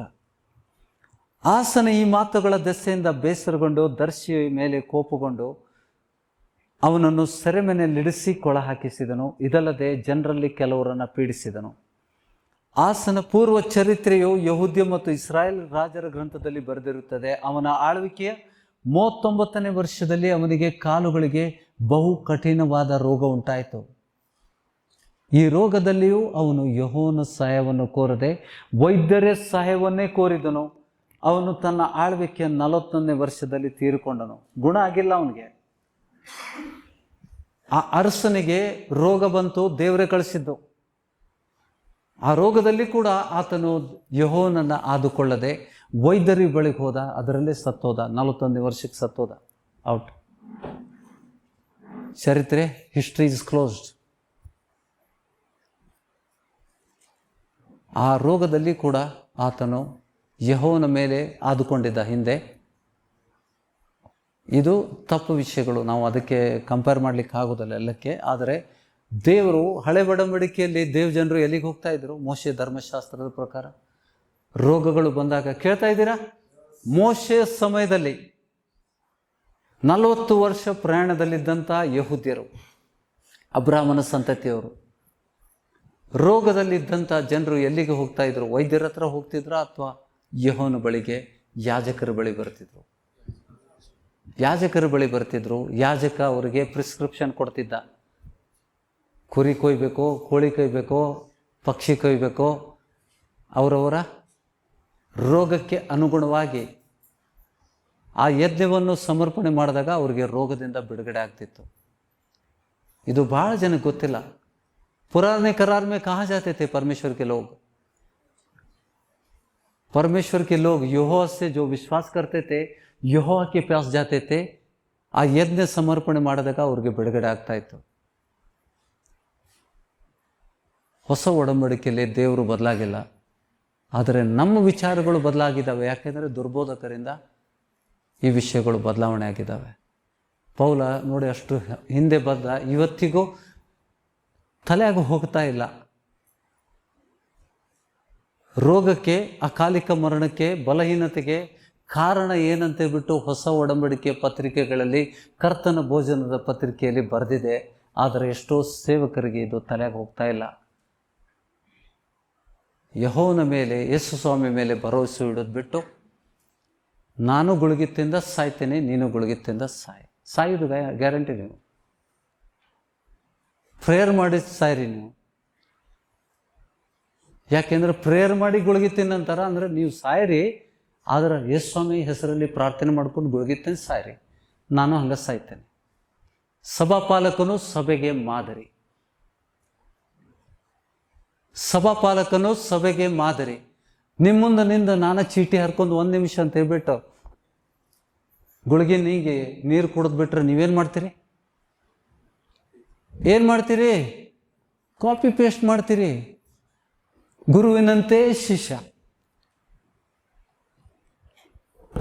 ಏನೋ ಮರಾಠಿ ಒಳಗೆ ಏನಂತಾರಲ್ಲ, ರಾಜ राजा प्रजा, क्या बोलते मराठी में?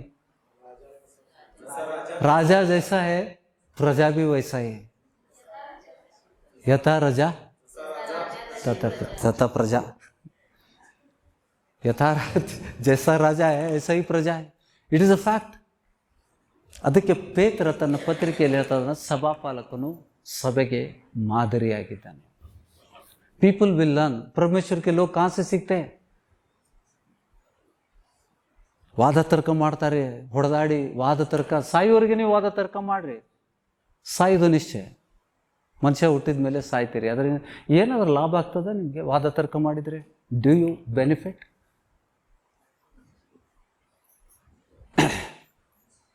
3 दिन शैतान बात किया, आते रहते हैं, वेरी क्लोज फ्रेंड. ದೇವರು ತನ್ನ ಸೇವಕರ ಮುಂದೆ ಹೋಗಿ ಬಯಲಾಗು. शैतान बात कर रहा था आकर, मेरा कुछ भी नहीं चल रहा इस सभा में. ಕೇಳಿದೆ, ಅವ್ರು ಮುಟ್ಟಿದ್ ನಾ ಅಲ್ಲ ಅಂತಾನೆ. ये वचन है ना, खचित कर रहा है शैतान, तू क्यों आया अभी? प्रभु ने भेजा है मुझे, सेवक के सामने जाकर सच बता दे. मैं हार गया, ನಾ ಯುದ್ಧ ಮಾಡಿದೆ, ಪ್ರಯತ್ನ ಮಾಡಿದೆ, ನಂದೇನೂ ನಡೀಲಿಲ್ಲ. ಎಲ್ಲದಾರ ಡೇವಿಡ್ ಬ್ರದರ್ ಮತ್ತು ಅವ್ರ ತಾಯಿ? ಸೈತಾನನ ಮಾತು ಕೇಳಿದ್ರಿ. ಮಗಳು ಇದ್ಲು, ಸಾಕ್ಷಿ ಇದ್ಲು. ಸೈತಾನ ಮಾತಾಡ್ಬೇಕಾದ್ರೆ ಸಾಕ್ಷಿ ಇದ್ಲು. ಸಿಸ್ಟ್ರು ಇದ್ದರು, 2ನೇ ಸೆಕೆಂಡ್ ಟೈಮ್ ಸಿಸ್ಟ್ರು ಇದ್ದರು, ಅನ್ನ ಸಿಸ್ಟ್ರು ಮತ್ತು ಅವರ ಯಜಮಾನರು. ಅವರು ಕೇಳಿದೆ ನಾನು ಸೈತಾನಿಗೆ, ಅವ್ರ ತಾಯಿ ಮತ್ತು ಬ್ರದರ್ ಎಲ್ಲಿದ್ದಾರೆ ಅಂತಂದ್ರೆ, ಸ್ವಾಮಿ ಕರ್ಕೊಂಡು ನಾನು ಅವ್ರಿಗೆ ನರಕಕ್ಕೆ ಕಳಿಸ್ಬೇಕಂತ ಮಾಡಿದ್ದೆ. ಸ್ಪಷ್ಟವಾಗಿ ರೆಕಾರ್ಡ್ ಮಾಡಿಕೊಟ್ಟಿದ್ದೇನೆ. I can play it in the church with their permission. ಆ ರೆಕಾರ್ಡು ವಿಡಿಯೋನೂ ಉಂಟು, ಆಡಿಯೋನೂ ಉಂಟು. ರೆಕಾರ್ಡ್ ಮಾಡ್ಕೊಂಡಿದ್ದೇನೆ. 3 ಬಾರಿ ಆತನು ಬಂದು ಹೇಳ್ತಾ ಇದ್ದಾನೆ, ದೇವರೇ ಅವ್ರನ್ನ ಕರ್ಕೊಂಡ. ಎಲ್ಲದಾರ ಅವ್ರೀಗ ಅಂತಂದ್ರೆ ಸ್ವಾಮಿ ಬೆಳೆಯದ. ಇದನ್ನು 3 ಬಾರಿ ದರ್ಶನದ ಮೂಲಕ ಪ್ರವೀಣ್ ಬ್ರದರ್ಗೆ, ಪ್ರಶಾಂತ್ ಅವರ ಅಣ್ಣ ಇದ್ದಾರೆ, ಅವರು ದರ್ಶನ ನೋಡಿದರು. ಅವ್ರ ದರ್ಶನ ನೋಡಿದ್ದನ್ನು ನನಗೆ ದೇವರು ತಿಳಿಸಿದ, ಇವನು ದರ್ಶನ ನೋಡ್ತಾ ಇದ್ದಾನೆ, ಅವ್ನಿಗೆ ಏನಂತ ಕೇಳು. ಈ ಸಾಟರ್ಡೆ ಅಲ್ಲ, ಹೋದ ವಾರ ಇಲ್ಲಿ ಪ್ರಾರ್ಥನೆ ಮಾಡುವಂಥ ಸಮಯದಲ್ಲಿ ದೇವರು ಅವ್ರಿಗೆ ದರ್ಶನ ತೋರಿಸಿದ. ಬಿಳಿ ನಿಲುವಂಗಿ ಹಾಕ್ಕೊಂಡು ಅವರು ಪರಲೋಕದಲ್ಲಿ ಇದ್ದಿದ್ದನ್ನು ನೋಡಿದರು. ಮತ್ತಾರು ನೋಡಿದ್ದೀರಾ? ಸಿಸ್ಟರ್, ನೀವು ನೋಡಿದ್ದೀರಿ? ಹೇಳ್ತೀರಾ? ಮೈಕ್ ಕೊಡ್ರಿ, ಸ್ವಲ್ಪ ಮೈಕ್ ಕೊಡ್ರಿ ಪ್ಲೀಸ್. We are learning. ನಾವು ಕಲಿತಾ ಇದ್ದೇವೆ. ಅವ್ರಿಗೆ ಒಳ್ಳೆಯ ಸಭೆಯಿಂದ ಒಳ್ಳೆ ವಚನ ಸಿಕ್ಕಿದ್ರಿಂದ ಅವರು ಪರಲೋಕ ಸೇರಿದ್ರು. ಅವರು ಸೈತಾನ ನಂಬಿಕೆ ಕಡಿಮೆ ಮಾಡಿ ಸೈತಾನ ಪಾತಾಳ ಕಳಿಸ್ಬೇಕಂತ ಮಾಡಿದ್ರು. ಆದ್ರೆ ಅವರ ದೇವ್ರ ವಚನ ಒಳ್ಳೆ ವಚನ ಬಲಪಡಿಸಿದ್ದಕ್ಕಾಗಿ ಮತ್ತು ಇವರು ವಚನ ಕೊಟ್ಟಿದ್ದಕ್ಕಾಗಿ ವಂದಿಸುತ್ತೇನೆ. ಆಮೇನ್. ನೋಡಿ, ಕೆಲವೊಮ್ಮೆ ದೇವರು ಈ ಲೋಕದಲ್ಲಿದ್ದಾಗ ನಮಗೆ 3 ವಿಷಯಗಳಿಂದ ಶಿಕ್ಷೆ ಇದ್ದಾನೆ. ಸಭೆ ಜನರಿಗೆ ಶಿಕ್ಷೆ ಮಾಡ್ತಾನೆ. ಇದರಿಂದ, ರೋಗದಿಂದ, ಬಲಹೀನತೆಯಿಂದ ಮತ್ತು ಅಕಾಲಿಕ ಮರಣದಿಂದ ದೇವರಿಂದ ಬಂದಂಥ ಶಿಕ್ಷೆ. ಆ ಶಿಕ್ಷೆ ಮಾಡದೆ ಹೋದರೆ ನಾವು ನರಕಕ್ಕೆ ಹೋಗ್ತೇವೆ. ಲೋಕದವರ ಸಂಗಡ ನ್ಯಾಯ ತೀರ್ಪು ಆಗದಂತೆ ದೇವರು ಅವರನ್ನು ಶಿಕ್ಷಿಸಿದ ಅಂತ ವಚನ ಹೇಳ್ತದೆ. 32. ಮನೆಗೆ ಹೋಗಿ ಎಲ್ಲರೂ ಓದ್ರಿ, ಮನೆಗೆ ಹೋಗಿ ಎಲ್ಲ ಭಾಷೆಗಳಲ್ಲಿ ಓದ್ರಿ. ಏನು ಹೇಳ್ತಾ ಇದ್ದಾನೆ ಆ ವಚನದಲ್ಲಿ? 32ನೇ ವಚನ ಇವತ್ತಿಗೆ ದೇವರು ಮಾತಾಡ್ತಾ ಇದ್ದಾನೆ. ಅದಕ್ಕೆ ಸಂಬಂಧಪಟ್ಟ ಎಲ್ಲ ವಚನಗಳನ್ನು ಕೊಡ್ತಾ ಇದ್ದಾನೆ. ಹೌದಾ? ಆಸನು ಯೆಹೋ ದೇವರನ್ನ ನಂಬಿದ್ದ. ಆಸನು ಯೆಹೋ ದೇವರನ್ನ ನಂಬಿದ್ದ. ಆತನ ಮೇಲೆ ಭರವಸೆ ಇಟ್ಟು 35 ವರ್ಷ ರಾಜ್ಯಭಾರ ನಡೆಸಿದ. ಎಲ್ಲಿ ತಪ್ಪಿದಾಗ ದೇವರು ಅವನನ್ನು ನರಕಕ್ಕೆ ಕಳಿಸ್ತಂತೆ ಪ್ರವಾದಿಯನ್ನು ಕಳಿಸಿದ, ದರ್ಶಿಗೆ ಕಳಿಸಿ ಆತನು ಮಾಡಿದಂಥ ತಪ್ಪುಗಳನ್ನು ತಿಳಿಸಿದ. ಆತನು ದರ್ಶಿಗೆ ಸಮಾನಿಸಲಿಲ್ಲ, ಸೆರೆಮನೆಯಲ್ಲಿ ಹಾಕಿದ. ಯಾಕೆಂದರೆ ಅಹಂಕಾರ. ಶಿಕ್ಷೆ ಬಂತು.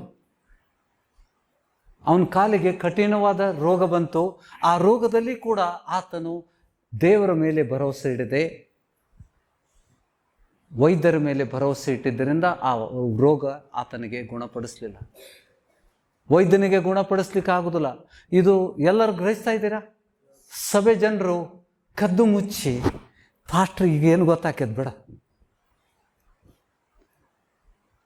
पास्टर को कुछ नहीं समझता है, मुझे नहीं समझेगा, समझने की जरूरत भी नहीं है. शिक्षा की बात मालूम पड़ता है क्या था. ನಾವು ಬೈಲಾಗ್ತೇವೆ.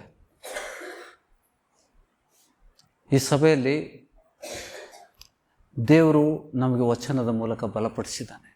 नहीं तो अगर प्रभु ने वचन नहीं दिया ना, गए 3 हफ्ते से प्रभु ने जो वचन दिया उस वचन से ನಮ್ಮನ್ನು ಬಲಪಡಿಸಿದ್ದಾನೆ ದೇವರು.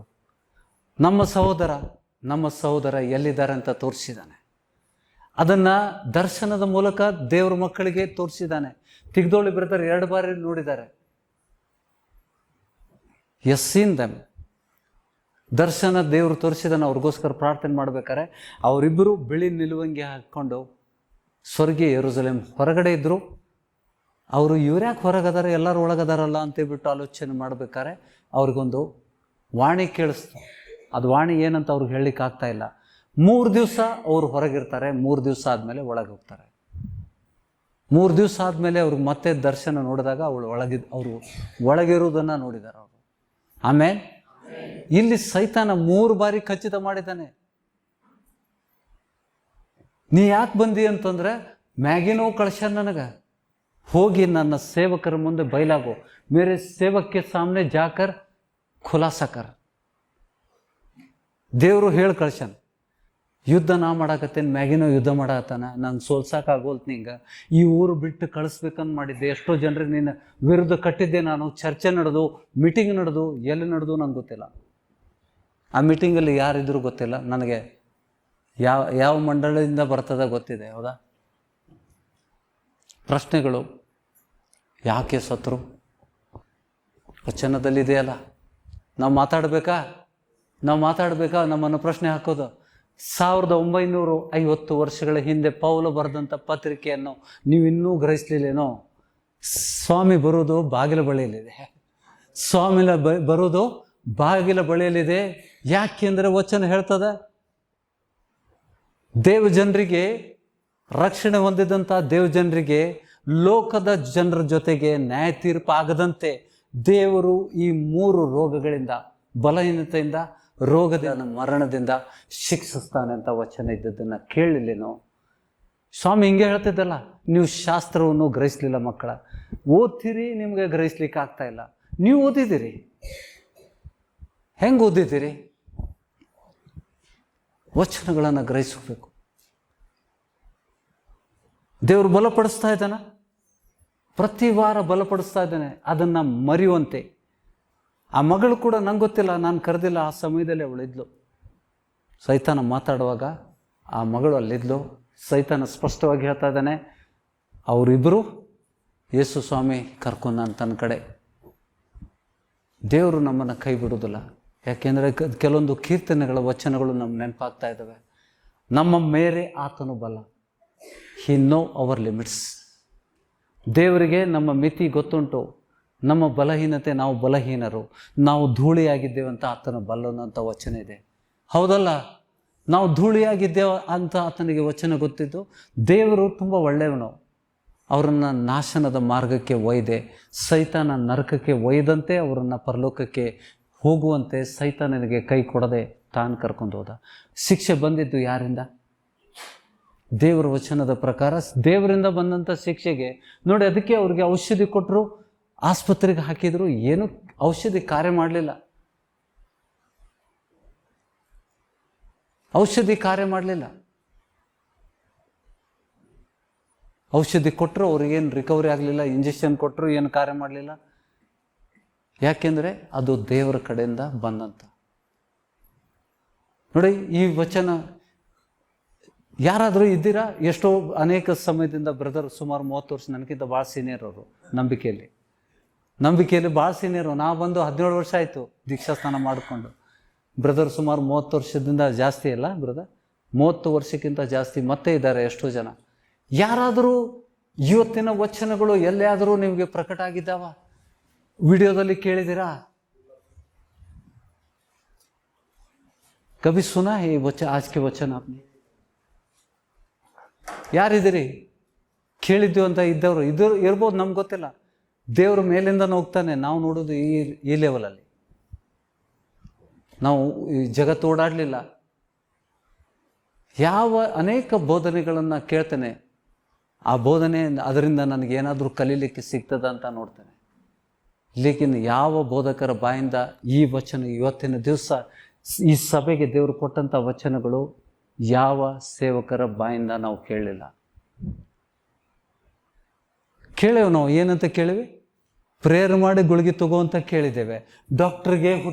ಡಾಕ್ಟ್ರಿಗೆ ಸೃಷ್ಟಿ ಮಾಡಿದವನೇ ದೇವರು. ನಿನಗೆ ಯಾರು ಸೃಷ್ಟಿ ಮಾಡಿದ ಮಗನೇ? ಹೌದಲ್ಲ? ಡಾಕ್ಟ್ರಿಗೆ ಸೃಷ್ಟಿ ಮಾಡಿದವನು ದೇವರು ಅಂದ್ರೆ ನಿಮ್ಗೆ ಕೇಳ್ಬೇಕು. ನಿಮ್ಗೆ ಯಾವ ಮಾಡಿದ? ಸೈತಾನ ಮಾಡಿದ? ಎಲ್ಲರಿಗೂ ಸೃಷ್ಟಿ ಮಾಡಿದವನು ದೇವರೇ ಅಲ್ಲ. ಮತ್ತು ಡಾಕ್ಟ್ರಿಗೆ ಯಾಕೆ ಹೇಳಬೇಕು? ಹೌದಲ್ರಿ? ಅಜ್ಞಾನಿಗಳು ನೀವು. ಎಲ್ಲ ಮನುಷ್ಯರ ಆತ್ಮಗಳ ಒಡೆಯನು ದೇವರು. ಅಂದಮೇಲೆ ಡಾಕ್ಟ್ರಿಗೂ ದೇವ್ರ ಮಾಡ್ಯಾನ, ನಿನಗೂ ದೇವ್ರ ಮಾಡ್ಯಾನ. ನಿನಗೆ ಕಾಣಿಕೆ ತಗೊಳಕ್ಕಿಟ್ಟಾನ, ಡಾಕ್ಟ್ರಿಗೆ ಔಷಧಿ ಕೊಡಕ್ಕಿಟ್ಟಾನ, ಮತ್ತು ಸಭೆ ಜನರಿಗೆ ಔಷಧಿ ರೊಕ್ಕ ಡಾಕ್ಟ್ರಿಗೆ ಬಡ್ದು, ಹಾಸ್ಪಿಟ್ಲಿಗೆ ಬಡ್ದು ಕಂಗಾಲಾಗಿ ಸಾಯ್ರಿ ಅಂತ. ग्रस्ता इधरा वचन के साथ बात किया मैंने. Did I go away from the word of God? मेरा ज्ञान दिया तुमको. ಎರಡು ನ್ಯಾಯ ತೀರ್ಪುಂಟು. ಪ್ರಥಮ ಇದರಲ್ಲಿ ಪಾಲ್ಗೊಳ್ಬೇಕು.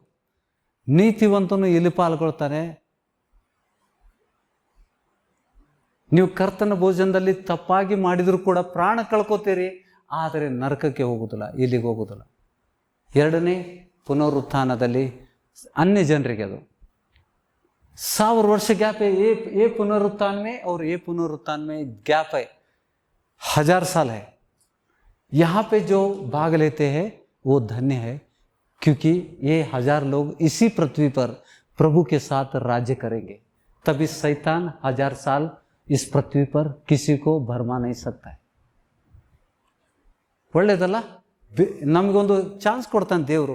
ಸೈತಾನ ಇಲ್ಲದಾಗ ಭೂಮಿ ಹೆಂಗಿರ್ತತ್ತು, ಆ ಅನುಭವ ಹೊಂದಬೇಕಂತ ಹೇಳ್ಬಿಟ್ಟು ದೇವರು 1000 ವರ್ಷ ನಮ್ಗೆ ವಾಗ್ದಾನ ಮಾಡಿದ್ದಾನೆ.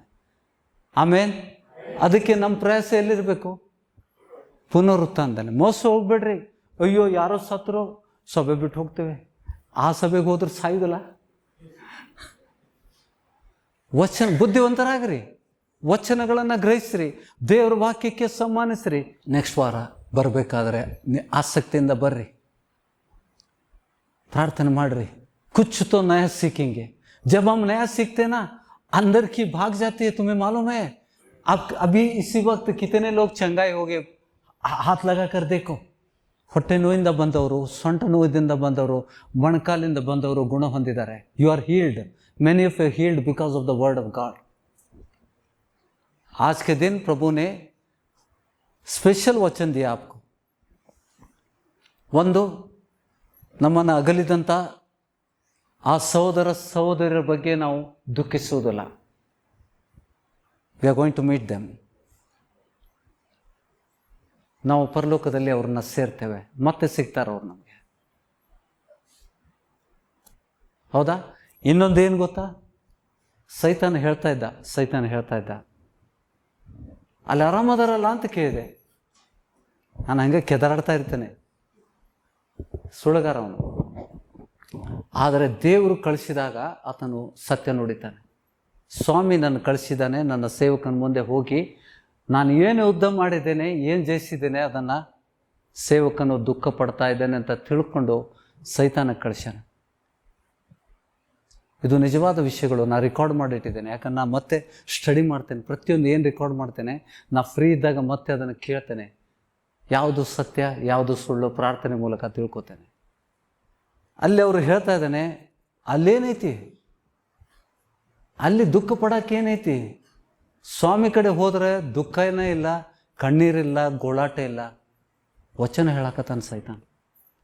ದೇವ್ರ ವಚನದಲ್ಲಿದೆ, ಅಲ್ಲಿ ಗೋಳಾಟ ಇಲ್ಲ, ಕಣ್ಣೀರಿಲ್ಲ, ದುಃಖ ಇಲ್ಲ. ಅವರು ಯಾವ ಚಿಂತೆ, ಬ್ರದರ್ ಕೂಡ ನೋಡಿದೆ ಹೆಂಗದಾರೆ ಇವರು ಅಂತಂದರೆ, ಮಗಳ ಬಗ್ಗೆ ಟೆನ್ಷನ್ ಮಾಡ್ಕೊಂಡಾರೆ ಇಲ್ಲ ಅಂತಂದರೆ ಅವ್ರಿಗೇನು ಜ್ಞಾಪಕನೇ ಇಲ್ಲ ಭೂಲೋಕದಲ್ಲಿ ಅಂತ ವಚನ ಹೇಳ್ತದೆ. ಹೌದಾ? ನಾವು ಒಂದು ವಚನಕ್ಕೆ ಹೋಗುವ. ಕೊನೆಯದಾಗಿ ನಾವು ಬರ್ತಾ ಇದ್ದಾನೆ. ಜ್ಞಾನೋಕ್ತಿ ಆದಮೇಲೆ आफ्टर द नीति वचन के बाद जो आता है प्रसंगी 9ನೇ ಅಧ್ಯಾಯ 5ನೇ ವಚನ. ಸ್ವಲ್ಪ ನಮ್ಮ ಬೈಬಲ್ ಟ್ರಾನ್ಸ್ಲೇಟ್ರು ಎಲ್ಲೆಲ್ಲೋ ವಚನ ಹಾಕ್ಬಿಡ್ತಾರೆ. ಫುಲ್ ಪಾಯಿಂಟ್ ಆದಮೇಲೆ ವಚನ ಹಾಕಬೇಕಲ್ಲ, ಕಾಮ ಇದಲ್ಲಿ ಹಾಕ್ಬಿಡ್ತಾರೆ. ಕನ್ಫ್ಯೂಸ್ ಮಾಡ್ಕೋಬೇಡ್ರಿ. ಸತ್ತ ಶಿವಕ್ಕಿಂತ ಅಂತ ಓದಬೇಡ್ರಿ. ಆ ವಚನ ಶಿವದ ಜೀವಿತರಿಗೆ. ಹೌದಾ? ಸತ್ತ 5ನೇ ವಚನಕ್ಕಿಂತ ಮುಂಚೆ ಏನಿದೆ? ಅಲ್ಪ ವಿರಾಮ ಇದೆ. ಮೋಸ್ಟ್ಲಿ ಸಂಜೆ ಮುಂದೆ ಹಾಕಿದೆ ಇದು. ಶಾಮ್ಗೆ ವಕ್ತ ಕಾಮ ಎಲ್ಲಿ ಬರ್ತೈತೆ? ಕಾಮ ಆದ್ಮ್ಯಾಗ ವಚನ ಬರ್ತೈತಿ. ಪೂರ್ಣ ವಿರಾಮ. ಎಲ್ಲರೂ ಕೂಡಿ ಓದುವ. ಜೀವಿತರಿಗೆ ಸಾಯುತ್ತೇವೆಂಬ ತಿಳುವಳಿಕೆ ಉಂಟಷ್ಟೇ. ನಾವು ಜೀವಂತ ಇದ್ದೇವಾ? हम सब जीवित है. इसके लिए वचन कहता है कि हम जानते हैं कि हमको एक ना एक दिन मरना है. ये जानकारी हमको है या नहीं? ಜೀವಿತರಿಗೆ ಸಾಯುತ್ತೇವೆಂಬ ತಿಳುವಳಿಕೆ ಉಂಟಷ್ಟೇ. ಸತ್ತವರಿಗೂ ಜೋ ಮರೆ ಹುವೆ ಯಾವ ತಿಳುವಳಿಕೆಯೂ ಇಲ್ಲ. ಅವರಿಗೆ ಇನ್ನು ಮೇಲೆ ಪ್ರತಿಫಲ ಇಲ್ಲ. ಅವರ ಜ್ಞಾಪಕವೇ ಹೋಯ್ತಲ್ಲವೇ. उनकी यादश चली गई. वचन कहता है. मराठी में पढ़िएगा प्लीज. 5वां वचन से. आपणास स्मरावयाचे आहे हे जिवंतांना निदान कळत असते. हे आमचे बदल सांगत आहे. यस. पण मृतास तर काहीच कळत नाही. त्याच आणखी काही फल प्राप्ती व्हावयाची नसते. त्यांचे स्मरण कोणास राहत नाही. त्यांचं स्मरण कोणास राहत नाही. क्या अर्थ है इसका?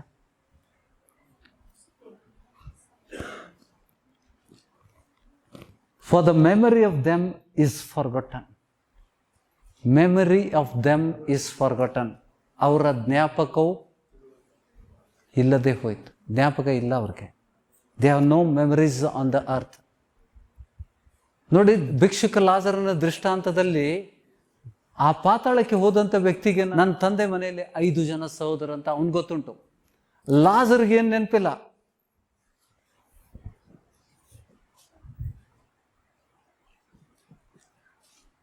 ಗ್ರಹಿಸ್ತಾ ಇದ್ದೀರಾ?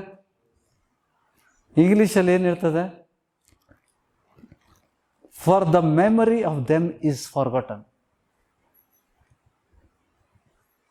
ಅವ್ರನ್ನ ಮರಿಲಿಲ್ಲ.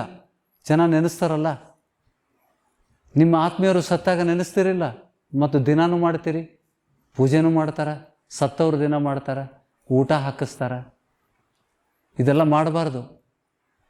ಯಾಕಂದ್ರೆ ಅವ್ರು ಮುಟ್ಟೋದಿಲ್ಲ, ಅದು ಸೈತಾನ್ ತಗೋತಾನದನ್ನ. ಸತ್ತವರಿಗೆ ಏನು ಭೂಲೋಕದಲ್ಲಿ ಏನು ಜ್ಞಾಪಕ ಇರೋದಿಲ್ಲ. ಬ್ರದರ್ ಅದೇ ಹೇಳ್ತಾ ಇದ್ರು. 2 ಜನ ಕೇಳಿದೆ, ಹೌದು ಯಾರು ನಿಮ್ಮ ದರ್ಶನದಲ್ಲಿ ಅವರು ಸಂತೋಷವಾಗಿದ್ದರು. ಯಾಕೆಂದರೆ ಅವ್ರಿಗೇನೋ ನೆನಪಿಲ್ಲ. ಭೂಲೋಕದ ಯಾವುದೇ ಕಾರ್ಯಗಳಲ್ಲಿ ಅವ್ರಿಗೆ ಜ್ಞಾಪಕ ಇರುವುದಿಲ್ಲ.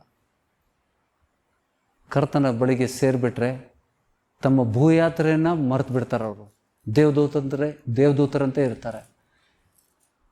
ನಮ್ಮದು ಎಲ್ಲ ಸಾಮಾನು ತೊಗೊಂಡು ಇಲ್ಲಿ ಜೋಡಣಿ ತೊಗೊಂಡು ಹೋಗೋದಿಲ್ಲ ಅವರು. ಆ ಚಿಂತಿದ ಜೋಡಣಿ ದೇವರು ತೊಗೊಂಡು ಹೋಗೋದಿಲ್ಲ. ಅವ್ರ ಜೊತೆಗೆ ರಕ್ಷಣೆ ಹೊಂದಿದಂಥ ವಿಶ್ವಾಸಿಗೆ ಲೋಕದ ಚಿಂತೆ ಇರುವುದಿಲ್ಲ. ಅದಕ್ಕೆ ಅಲ್ಲಿ ಹೇಳ್ತಾ ಇದ್ದಾನೆ, ಯಾವ ತಿಳಿವಳಿಕೆಯೂ ಇಲ್ಲ ಅವರಿಗೆ, ಇನ್ನು ಮೇಲೆ ಪ್ರತಿಫಲವೂ ಇಲ್ಲ, ಅವರ ಜ್ಞಾಪಕವೇ ಹೋಯಿತಲ್ಲವೇ. ಅವರು ಸತ್ತಾಗಲೇ ಅವರ ಪ್ರೀತಿಯು, ಯಾರ ಪ್ರೀತಿ? ಅವರು ಸತ್ತಾಗಲೇ ಅವರ ಪ್ರೀತಿ, ಅವರು ಸತ್ತಾಗಲೇ ಅವರ ಪ್ರೀತಿಯು, ಹಗೆಯು, ಹೊಟ್ಟೆ ಕಿಚ್ಚು ಅಳಿದು ಹೋದವು. ಡೆಲೀಟ್ ಆಗಿಬಿಡ್ತೈತಿ ಮೆಮರಿಯಿಂದ. ಗ್ರಹಿಸ್ತಾ ಇದ್ದಾರಾ? ತುಂಬ ಒಳ್ಳೇದಲ್ಲ. ನಾನು ತಿಳ್ಕೊಂಡಿದ್ದೆ ಚಿಂತೆ ಮಾಡ್ಕೊಂಡು ಹೋಗ್ತಾರ, ಚಿಂತೆ ಹೊತ್ಕೊಂಡು ಹೋಗಿರ್ತಾರಂತ. ಇಲ್ಲ, ದೇವರ ವಚನದ ಪ್ರಕಾರ ದೇವರು ನಿಜವಾಗ್ಲೂ ದೇವರು ಒಳ್ಳೆಯವನು. ಈ ಸಭೆಗೆ ಅನೇಕ ವಚನದಿಂದ ದೇವರು ಬಲಪಡಿಸ್ತಾ ಇದ್ದಾನೆ. ಸುಮ್ಮನೆ ಒಂದೇ ವಚನ ಕೊಟ್ಟರೆ ದೇವರ ವಚನ ಆಧಾರ ಉಂಟಾ? ಈ ಪ್ರಸಂಗಿ ಬರೆದವನು ಯಾರು? ಸೊಲೊಮನ್. ಕೊರಿಂಥಿಯನ್ ಪತ್ರಿಕೆ ಬರೆದವನು ಯಾರು? ಪೌಲ. ಪ್ರಕಟಣೆ ಬರೆದವನು ಯಾರು? ಯೇಸುಸ್ವಾಮಿ ಬರೆಸಿದ್ದಾನೆ, ಯೋಹಾನ ಬರೆದಿದ್ದಾನೆ. ಸೊ 3 ಸಾಕ್ಷಿಗಳನ್ನು ದೇವರು ಇಟ್ಟಿದ್ದಾನೆ. 2 ಪುನರುತ್ಥಾನಗಳುಂಟು. ಮೊದಲನೇ ಪುನರುತ್ಥಾನ ಈ ಜನರ ಜೊತೆಗೆ ನಮಗೆ ನ್ಯಾಯ ತೀರ್ಪು ಆಗದಂತೆ ದೇವರು ಶಿಕ್ಷೆ ಮಾಡ್ತಾನೆ. ಇದಕ್ಕೆ ಮೊದಲನೇ ಪುನರುತ್ಥಾನದಲ್ಲಿ ಯಾರು ಭಾಗವಹಿಸ್ತಾರೆ ಅವ್ರಿಗೆ ಈ ಲೋಕದಲ್ಲಿ ನೀವು ಕರ್ತನ ಭೋಜನದಲ್ಲಿ ಸರಿಯಾಗಿ ವಿವೇಚನೆ ಪಾಲ್ಗೊಳ್ಳದೇ ಇದರಿಂದ ನರಕಕ್ಕೆ ಹೋಗದಂತೆ, ಎರಡನೇ ಪುನರುತ್ಥಾನದಲ್ಲಿ ಭಾಗವಹಿಸಿದಂತೆ ಅನ್ಯ ಜನರ ಜೊತೆಗೆ ನಮಗೆ ನ್ಯಾಯ ತೀರ್ಪು ಆಗದಂತೆ ದೇವರು ಶಿಕ್ಷಿಸ್ತಾನೆ. ಈ ಶಿಕ್ಷೆ ಅವರು ಹೊಂದಿದ್ದರಿಂದ ಪರಲೋಕವನ್ನು ಸೇರಿದ್ದಾರೆ. ಸಮಾಧಾನದಿಂದಿರೋಣ. Are you happy today? ಹೊಸದೇನಾದರೂ ಕಲ್ತಿದ್ದೀರಾ? ಅದು ಸರಳವಾಗಿ ದೇವರು ಕೆಲವೊಮ್ಮೆ ನಮ್ಮ ಪ್ರಶ್ನೆ ಕೇಳಿದಾಗ ಉತ್ತರ ಇರುವುದಿಲ್ಲ. ದೇವರು ವಚನದ ಮೂಲಕ ಮಾತಾಡಿದ್ದಾನೆ ಇವತ್ತು. ಹೌದಾ? ಇವತ್ತೊಂದು ಸಣ್ಣ ಪ್ರಕಟಣೆ. ಇವತ್ತಿನ ವಚನಕ್ಕೋಸ್ಕರ ದೇವರಿಗೆ ಧನ್ಯವಾದಗಳನ್ನು ಸಲ್ಲಿಸುವ.